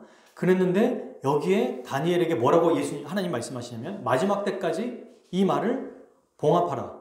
그랬더니 다니엘이 이 얘기를 딱 들어보니까 보세요. 7절에 영원히 살아계신 이를 가리켜 명세한 반드시 한때, 두때, 반때를 지나서 성도의 권세가 다 깨지까지 그때까지는 그 일이 이제 끝날 거다. 그때까지는 봉합해라. 그때까지는 가지고 있어야 된다. 그 전까지. 그러면서 이제 8절. 이게 무슨 말인지 모르죠. 내가 듣고도 깨닫지 못하는지라. 몰라요. 다니엘도 모릅니다. 그래서 내 주여 이 모든 일이 어떠하겠습니까? 그랬더니 9절 읽어볼까요? 그가 이르되 다니엘아 갈지어다. 이 말은 마지막 때까지 간수하고 봉함할 것이니라. 너는 알려고 하지 마. 너는 몰라. 네가 이걸 알 필요 없어. 그리고 뭐라고요? 13절 너는 가서 마지막을 기다리라. 너는 네 일을 하고 그건 네 일이 아니야. 네가 평안히 쉬다가 너는 죽을 거야. 네 몫을 누릴 거다. 네가 할 일이 아니다. 이거는.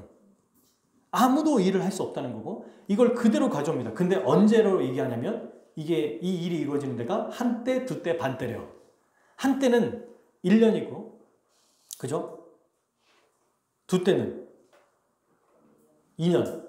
그러니까 한때, 두때 더하면 3년이죠. 그리고 반때는 6개월. 3년 6개월. 달로 치면은 42달, 42달. 날수로 하면 1260일이에요. 이거 어디서 많이 들어본 것 같죠? 한때, 두때, 반때, 42달, 1260일. 계시록에서 계속 이 얘기를 해요. 지금 보십시오. 아까 우리가 이따가 지금 곧 살펴볼 거 11장에도 나오죠. 11장 3절에 보시면 두 징의 주린이 베옷을 입고 며칠?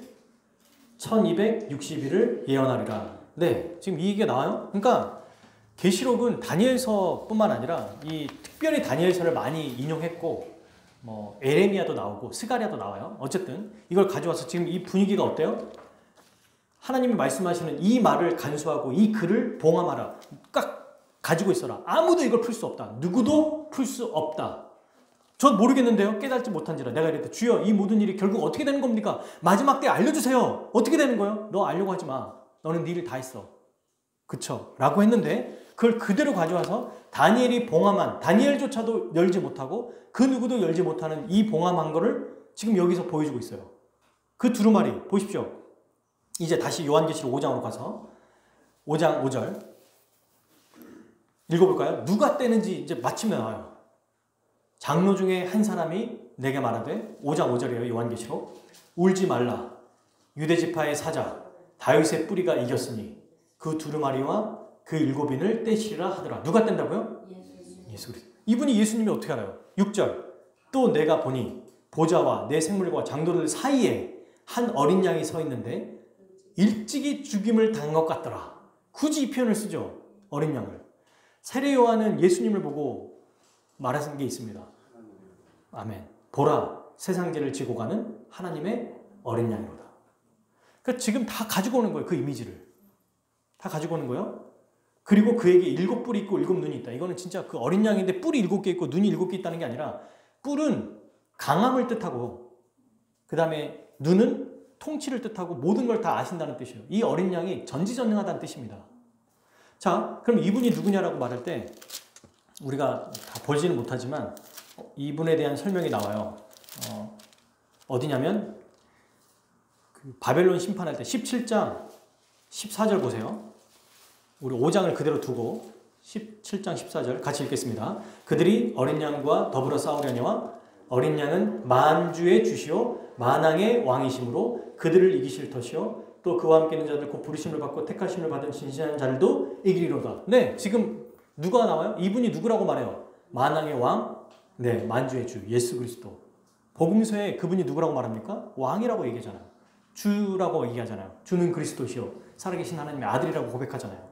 그러니까 예수님이라고 말을 안 해도 이미 이분이 예수님이라는 것을 죽임당하신 어린 양, 세례 요한의 보라 하나님의 세상죄를 지고 하는 어린 양, 또 중간중간에 이분이 예수님이라는 표현을 쓰고 있어요. 만주의 주, 만왕의 왕. 그러면서 이분만 이기는 게 아니라 누가 이긴다고 얘기해요? 택하심을 받은 진실한 자들도 이기리로다. 이게 우리의 모습이라는 겁니다, 여러분. 왜 이기냐면 우리가 그리스도와 함께 있기 때문이에요. 그래서 이긴다고 얘기하죠. 그러면서 이 예수님이 마침내 여러분 7절 그 어린 양이 나와서 보좌에 앉으신 이의 오른손에서 두루마리를 취하시니라. 그랬더니 아멘. 이런 반응이 나와야 됩니다. 제가 봤던 또 훌륭한 우리 목사님들은 이 구절을 읽을 때 다 같이 일어나서 박수 쳐야 됩니다 막 이러시더라고요. 왜냐하면 그 일이 이루어졌다는 거예요. 구약에서 그렇게 바라고 염원했던 다니엘이 그렇게 알고 싶었지만 너는 그냥 닫고 아무것도 하지 마. 그냥 너는 네 갈 길을 가. 라고 하는데 힘 있는 천사도 땅 위에나 하늘 위에나 땅 위에나 땅 아래나 누가 이 두루마리를 펴거나 보거나 할 자가 있겠느냐. 그러나 보세요. 이분이 누구냐면 5절 유대 지파라고 나오죠. 지금 다윗의 후손이잖아요. 그리고 다윗의 뿌리란 말이 또 나오죠. 그죠? 마태복음에 보면 예수님이 누구의 아들이라고 나와요?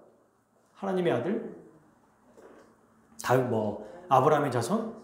아브라함과 다윗의 자손의 그 자손 예수 그리스도의 계보라. 마가복음 1장 1절에 나오죠. 그러니까 예수님이 누구의 후손이라고 얘기하냐면 다윗의 후손이라고 계속 얘기하잖아요. 언약을 여러분 알고 있으면 사무엘상의 7장에 다윗의 후손을 통해서 메시아가 올 거라고 예견하세요. 그게 이제 이 표현입니다. 다윗의 뿌리가 이겼대요. 이겼어요.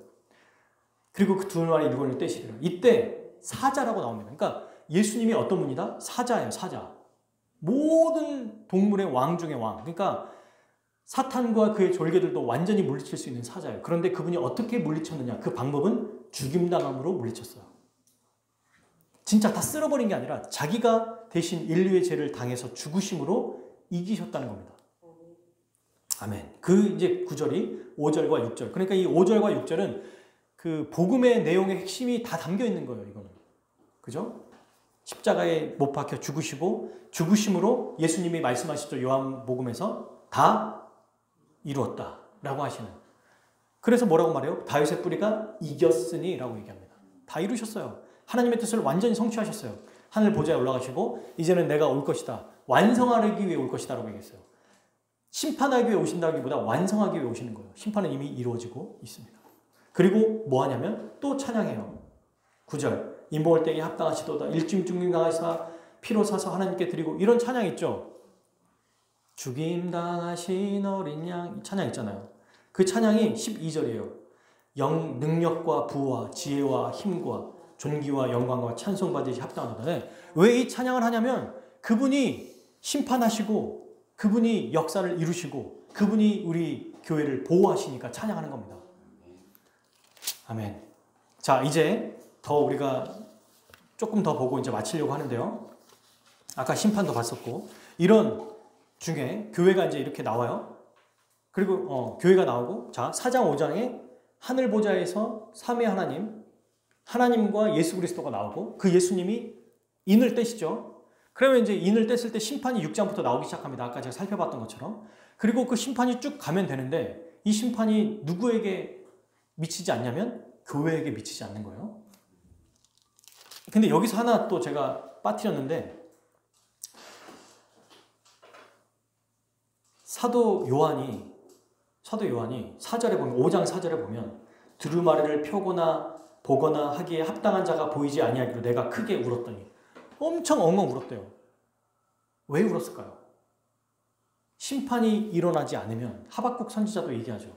주여 어느 때까지 기다려야 됩니까? 세상에 저렇게 잘되고 잘나간 사람들, 하나님을 배반하고 원망한 사람들은 저렇게 잘 사는데 우리는 언제까지 이렇게 처참하게 죽어야 됩니까? 할 때 똑같아요. 지금 이들이 인을 떼지 않으면 심판이 일어나지 않으니까. 그러면 계속 이렇게 비참하게 죽어야 되는 거예요. 지금 우리 믿는 백성들이. 그러나 그 인을 떼기 시작하면 이제 그들에게 저주와 심판이 퍼부어지니까. 근데 그게 그 인을 뗀 사람이 없는 거니까 이게 그래서 우는 겁니다. 이게 뭐라고 저렇게 울고 말고 하지? 처음엔 그랬거든요. 저는 너무 감수성이 풍부한 건가 요한이? 아니에요. 떼지 않으면 심판할 수 없고 영원히 여기에서 벗어날 수가 없는 거예요. 이 괴롭힘 속에서. 그러나 주님이 인을 떼신 겁니다. 이 장면을 보여준 거예요. 이 장면이 어떤 장면으로 나타나요? 십자가에서 죽으심으로 인이 떼졌다는 걸 보여주는 거예요. 죽임당하신 어린 양이 죽음으로 사탄이 결정적으로 패배했다는 것을 보여줍니다. 이따 오후에 그 장면을 더 생생하게 용과 여자와 아이를 통해서 설명할 거예요. 12장에 그런 얘기 나오죠. 자, 어쨌든 그렇게 울게 됐는데 마지막 제일 중요한 부분만 좀 보고 이렇게 정리하도록 하겠습니다. 이렇게 인 심판하고 중간에 7장에 보니까 누가 나오냐면 이제 아까 그 24장로와 같은 사람들 중에 보십시오. 4절 7장이에요. 4절 내가 인침을 받은 자의 수를 들으니 이스라엘 자손의 각 지파 중에 인침 받은 자가 14만 4천이에요. 14만 4천은 어떻게 나온 숫자냐면 12 곱하기 12 곱하기 1000이에요. 그게 14만 4천이에요. 12는 앞에서 말했던 이스라엘의 지파. 그 다음에 12사도. 근데 1000은 뭐냐 할 때 성경에서 1000이 많이 사용되는 건 주로 충만하다고 풍성하다고 할 때 나와요. 그러니까 축복할 때도 자자손손 1000대까지 이르는 복을 줄 거라 할 때 그 1000을 쓰는 거예요. 구약에서. 그 천부장에 대한 이야기 나오면서 충만한 혹은 아주 완전한 또는 가득 찬 이런 걸 표현하거든요. 이 14만 4천이라는 수 자체가 하나님 무리가 셀 수 없을 만큼 아주 많은 사람들을 얘기하는 겁니다. 네네, 그것도 있어요. 근데 딱 그게 맞진 않거든요. 그렇죠. 근데 거기에 우리 신구약 여기서 말할 때는 12지파와 신약에 있는 12사도와 곱하기 1000이라고 봐요. 왜냐하면 12사도에 바로 보세요. 이제 제가 설명할 건데 5절부터 쭉 나오면 뭐가 돼 있어요? 누가 나오냐면 유다 지파 중에 인침을 받는 자가 1만 2천이요. 루번 지파 중에 1만 2천. 이게 어디에 나오는 건지 아십니까? 민수기로 한번 가볼까요? 민수기 1장. 민수기 1장이요. 이거를 정확하게 이 숫자를 여기 민수기 1장에 나와 있는 것과 여기에 있는 숫자가 지파도 조금 달라요. 숫자도 조금 다릅니다. 간음해서 하는 거예요. 그러면 이 숫자를 왜 썼느냐가 중요한 거예요. 민수기 1장 보세요. 어떻게 돼 있나요? 지금 뭐 하고 있어요? 민수기 1장에는 여러분? 세고 있어요. 뭘까요?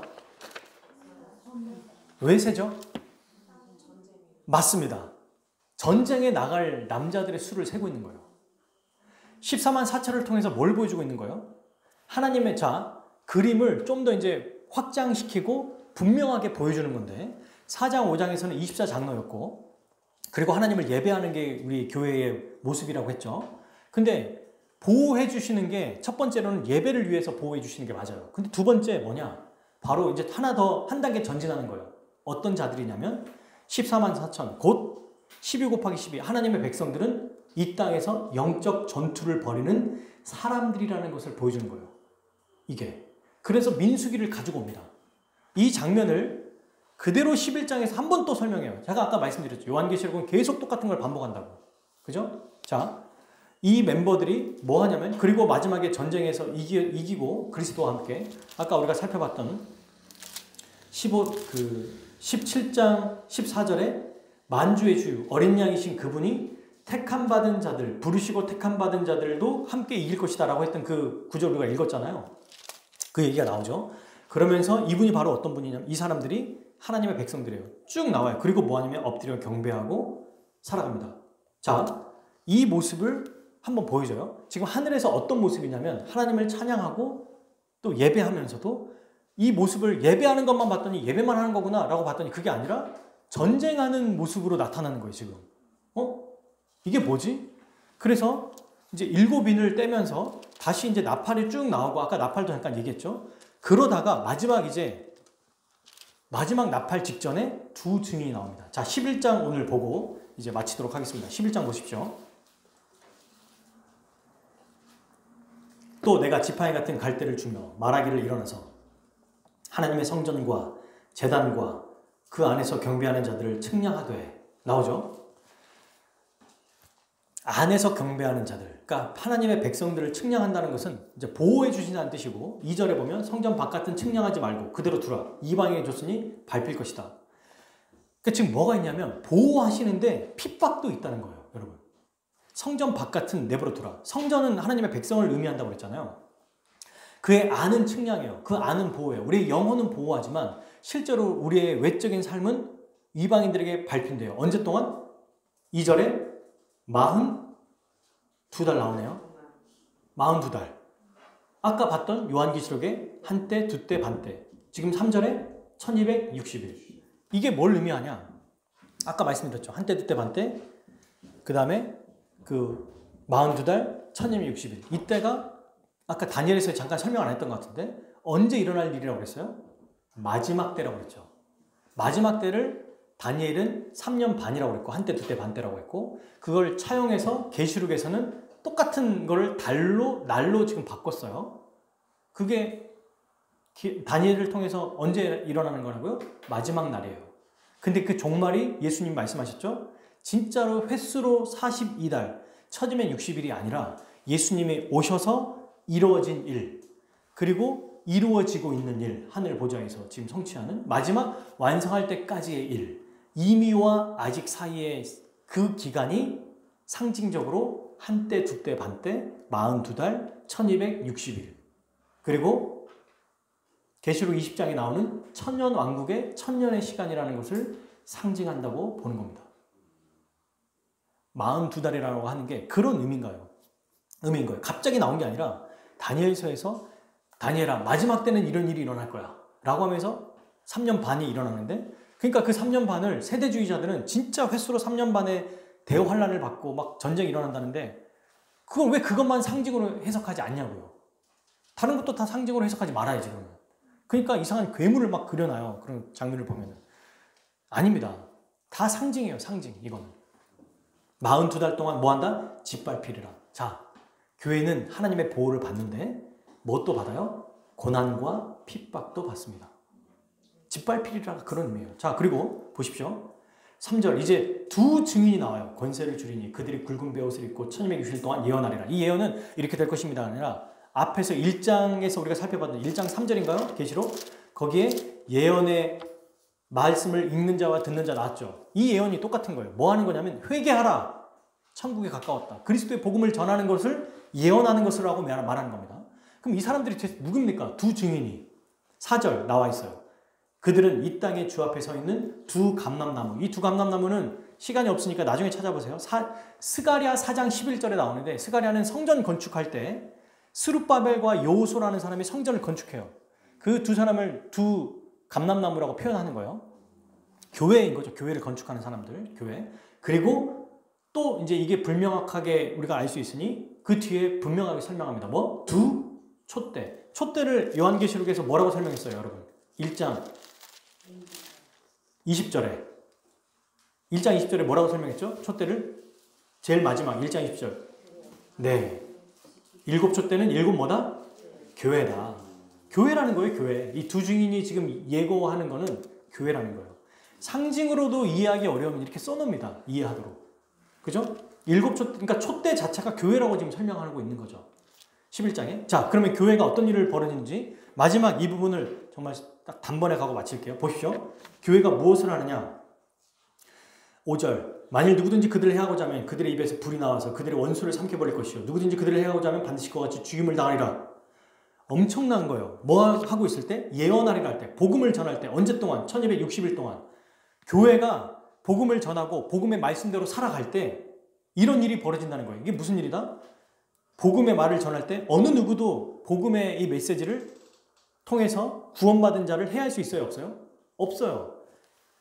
하나님의 백성으로 말씀을 통해서 하나님의 백성이 되면 사탄도 이 백성을 빼앗아갈 수 없다는 거예요. 그리고 엄청난 능력이 나타납니다. 6절. 그들이 권능을 가지고 하늘을 다 그 예언을 하는 동안 비가 오지 못하게 하고. 이거 뭘 생각합니까? 엘리야가 기억나지 않나요? 그러니까 이 교회가 얼마나 열심히 그 교회가 기도하고 말씀을 전하고 교회로 살아갈 때 얼마나 큰 능력이 나타나는지 지금 얘기하죠. 또 권능을 가지고 물을 피로 변하게 하고. 이거 누구예요? 물로 피를 변하게 하는 거. 모세 시대 때. 지금 제가 아까 빠뜨렸는데 전할 게 많아가지고 용서해 주세요. 나팔과 대접 심판이 왜 신자에게 허락된 것이 아니냐라고 말할 때 나팔과 대접 심판은 다 어디서 가져오냐면 출애굽 사건의 10가지 재앙을 모티브로 가져와요. 출애굽에서 누가 심판받습니까? 애굽 백성들이에요. 그래서 황충도 나오고 뭐 어둠도 나오고 전부 다 그걸 굳이 가지고 와요. 그래서 설명해요. 너희들이 받는 심판이 아니야. 이제 이걸 설명하는 거예요. 자, 그래서 피로 여러 가지 재앙으로 땅을 치리로다. 그러니까 지금 교회가 어떤 자들이냐면 복음의 말씀을 전할 때 그 누구도 그 말씀을 그 말씀으로 나타난 능력을 방해할 수 없다는 거예요. 그죠? 여러분, 우리가 이 자리에 앉아서 진짜 불신자고 마음이 완악한 사람인데 너무 신기한 일이 뭐냐면 아내도 남편도 그러니까 나이가 많으신 어르신인데 누구도 바꿀 수 없어요, 이 사람을. 그런데 바꿔요. 말씀을 하루 듣고 이틀 듣고 1년이 지나고 2년이 지나면 여러분 어린 아이들도 바꾸기 어려워요, 부모가. 근데 다 나이가 드시고 자기의 어떤 정체성과 고집이 꽉꽉 차 있는 분들을 어떻게 바꿉니까? 아무리 설득해보세요. 안 돼요. 근데 말씀이 선포되면 성령께서 역사하시기 때문에 바뀌는 거예요. 그 복음의 능력이 나타난다는 거 얘기하고 있어요. 그러면 교회는 하나님께서 우리를 보호하시고 이 1260일, 42달, 한때 두때 반때, 3년 반, 이 예수님의 초림과 재림 사이에 복음을 전하는 단체라는 걸 보여주고 있죠. 복음을 전해요. 근데 복음을 전할 때 능력이 나타납니다. 그러나 그게 다가 아니에요. 지금 요한계시록의 요한과 그 7교회들은 어떤 상황이에요? 엄청난 박해와 핍박을 받고 있잖아요. 보십시오. 그런데 7절, 그들이 그 증언을 마칠 때에 무적행으로부터 올라오는 짐승이 그들과 더불어 전쟁을 일으켜. 무적행이 이따 오후에 설명할 거예요. 그들을 이기고 그들을 죽일 던지. 죽는다는 겁니다, 여러분. 죽는데요. 그리고 계시록 3장에서도 아까 여러분 기억나시죠? 요한계시록 3장에서도 뭐라고 얘기했는지 서머나 교회에게 그냥 고난 받을 거 두려워하지 마라. 죽어라 그냥. 죽도록 충성해라. 얘기해요. 지금. 죽으란 얘기예요. 그러니까. 보십시오. 8절. 그들의 시체가 큰 성길에 있으니 그들은 영적으로 하면 소돔이라 하고 애굽이라 하니. 악한, 그러니까 소돔과 애굽이 누구예요? 하나님을 반역하는 하나님 백성들을 아주 쳐 죽이는 사람들이잖아요. 그들이 그들이 바로 누구를? 교회를, 두 증인을 이렇게 만들 거라는 거예요. 근데 참 신기한 게 여기에 뭐 하나 또 장치를 넣어놔요. 요한이 곧 그들의 주께서 십자가에서 못 박힌 곳이라. 못 박힌 곳에서 죽는다는 거예요. 두 증인이. 결국 복음으로 인해 죽는다는 얘기입니다. 그러면서 9절에 백성과 족속과 방언과 나라 중에 사람들이 그 시체를 사흘 반 동안 보며 무덤에 장사하지 못하리라. 여러분, 죽은 사람 중에 가장 비참하게 그 사람의 그 인격과 그 사람의 명예를 훼손시키는 게 뭔지 아세요? 장사 지내지 않는 거예요. 저도 얼마 전에 저희 할머니 추도 예배를 드리고 왔는데 무덤이 없고 훼손시키고 시체도 막 없어 뿌려져요. 이거는 무연고자 외에는, 무연고자도 여러분 오늘날 서울시에서나 이렇게 보면은 그렇게 그 화장까지 해주거든요. 무연고자 있는 화장터까지. 가장 그 사람의 명예를 더럽히는 게 시신을 버려두는 거예요. 지금 그걸 한다는 겁니다. 이렇게 비참하게 된다는 거예요. 아까 2절에 나와 있던 것처럼 이방인에게 짓밟히도록 내버려 둔다는 거예요. 고난이 있다는 얘기입니다. 이거는. 그럴 때 어떻게 해라? 죽을 때 그냥 죽어라. 그냥 이게 우리의 모습이라는 거예요. 여러분. 근데 왜 이들이 이렇게 두 증인을 죽였느냐? 10절에 나와요. 이 두 선지자가 땅에 사는 자들을 괴롭게 한 거로. 괴롭게 했대요. 그 사람들을. 에돔에 사는 사람, 소돔에 사는 사람 같은 사람들을 아주 괴롭게 했대요. 왜? 뭘로? 말씀으로. 왜? 예언했으니까. 너희들 이렇게 살면 안 된다. 너희들은 하나님의 백성을 이렇게 하나님께 회개해야 된다. 돌이켜야 된다라고 말하니까. 그러니까 그들이 죽었어요. 두 증인이. 그러니까 즐거워하고 기뻐하고 막 서로 축제를 벌입니다. 이렇게 끝이 아니에요. 근데 마지막 11절 3일 반 후에 하나님께로부터 생기가 그들 속에 들어가매 그들이 발로 일어서서 구경하는 자들이 크게 두려워하더라. 하늘로부터 큰 음성이 있어 이리 올라오라 함을 듣고 그들이 듣고 구름을 타고 하늘로 올라가니 그들의 원수들도 구경하더라. 아멘. 교회의 마지막 모습이 어떻다고요? 부활해요. 예수님과 같이. 그리고 그분과 함께 통치하며 살아가는 것을 11장에서 보여주고 있어요. 자, 여기에서 놀라운 사건은 교회가 이렇게 증거하니까 어떤 일이 벌어지냐면 크게 두려워하고 13절 보세요. 결론이에요. 읽어볼까요? 그때에 큰 지진이 나서 성부진이 무너지고 지진에 죽은 사람이 7천이라 그 남은 자들이 두려워하여 영광을 하늘의 하나님께 돌리더라. 아멘. 자, 여기서 영광을 하나님께 돌린다고 그랬죠? 그런데 16장 이것만 딱 펴보세요. 딱 하나만. 16장 10절 11절 일곱 대접 심판받을 때 16장 10절 11절 또 다천사가 대답을 짐승의 왕자에 쏟으니 그 나라가 어두워지며 사람들이 아파서 자기 혀를 깨물고 아픈 것과 종기로 말미암아 하나님께 뭐한다? 비방하고 그들의 뭐를? 행위를 뭐한다? 회개치 아니하라. 여러분 심판으로는 회개하지 않는다는 거예요. 근데 누가 했을 때 회개했어요? 이 세상 사람들이? 두 증인을 통해서 교회가 뭐 할 때? 예언했을 때 그리고 그들이 죽었을 때 그리고 다시 살아났을 때 이 메시지는 뭘 얘기하는 거냐면 심판으로는 자기 혀를 깨물고 죽을지언정 회개하지 않습니다. 이 세상은. 교회를 통해서만 회개의 역사가 일어난다는 거예요. 그리고 우리 역할은 뭐냐? 하늘에 있는 자들이다. 근데 이 땅에서는 핍박이 있다. 그리고 14만 4천 아까 보여줬죠? 뭐 하는 거예요? 이 두 증인처럼 전투하는 겁니다. 영적인 전투. 그리고 우리 교회는 날마다 전투하는 교회예요. 여러분 에베소서 6장 마지막에 보면 교회들에게 뭘 얘기합니까? 뭘 취하라고? 전신, 갑주. 군인이에요, 군인. 디모데후서에서 사도 바울이 우리 믿는 사람들에게 무엇을 예를 들어서 복음과 함께 나와 함께 권한을 받으라고 얘기하죠? 군인들. 군인 나오죠. 디모데후서에 보면. 군인으로 핍박을 받아라. 어떻게? 군인처럼. 군인은 자기 마음대로 하는 게 아니라 상관이 뜻대로 행한다라고 하는 성경 전체에 다 바로 우리가 어떤 존재냐면 군인이라는 거예요. 영적인 군인. 근데 여러분 우리가 어떻습니까? 정말 군인처럼 살아가고 있습니까? 아니면 보호만 받고 싶어 합니까? 그냥 우리 인생의 삶에서 주님 저를 보호해 주세요. 저를 도와주세요. 우리를 보호하시는 목적은 우리 하나님이 왜 하신다고요? 전쟁, 복음을 전하는 것. 우리를 왜 보호하십니까? 오늘 말씀을 쭉 보니까 예배 드리는 것. 예배를 받기 위해서 그리고 이 땅에 말씀에 순종하고 복음을 전하게 하기 위해서. 이 두 가지예요. 이게 우리의 역할이라는 겁니다. 그런 지금 이 당시 그 1세기 7교회에 있는 이 성도들은 이걸 다 보면서 아, 그렇구나. 지금 우리가 하고 있는 게 맞구나. 예수님이 말씀하시는 끝까지 붙들라고. 믿음을 지키라고 얘기해요. 그리고 죽으면 죽도록 충성해라. 죽어라. 얘기하는 거예요. 그냥. 그게 믿지 않는 자들이 회개하고 돌아오게 되는 유일한 방식이라는 겁니다. 여러분, 예수님이 복음서에서 수많은 기적을 베풀었을 때 사람들이 믿나요? 안 믿어요. 신기하죠? 안 믿어요. 그냥 놀랍더라. 기적 베풀어 달라고 그러고 막 쫓아오거든요. 오병이어 사건 하면. 근데 성경에서 써줘요. 이 사람들은 자기가 낮에 배불렀기 때문에 온 것이다. 그래서 예수님이 어떻게 합니까? 피해버려요. 딴 데 가버리세요. 이거보다 더 좋은 증거가 없잖아요. 그냥 기적 막 일으키면 믿을 거 아닙니까? 근데 그건 다 가짜라는 거예요. 그렇게 믿지 않는다는 겁니다. 예로 또 하나 설명하셨죠? 아브라함 그 거지 나사로 얘기하면서 이 부자가 아브라함에게 제 혀 하나만 이렇게 적시게 해주세요. 안 된다. 그랬더니 그러면 저처럼 이 지옥에 오지 않도록 나사로를 다시 보내서 무슨 잘못이 있어요, 이 거지? 나사로 맞나요? 네, 이름이 그렇게 돼 있죠.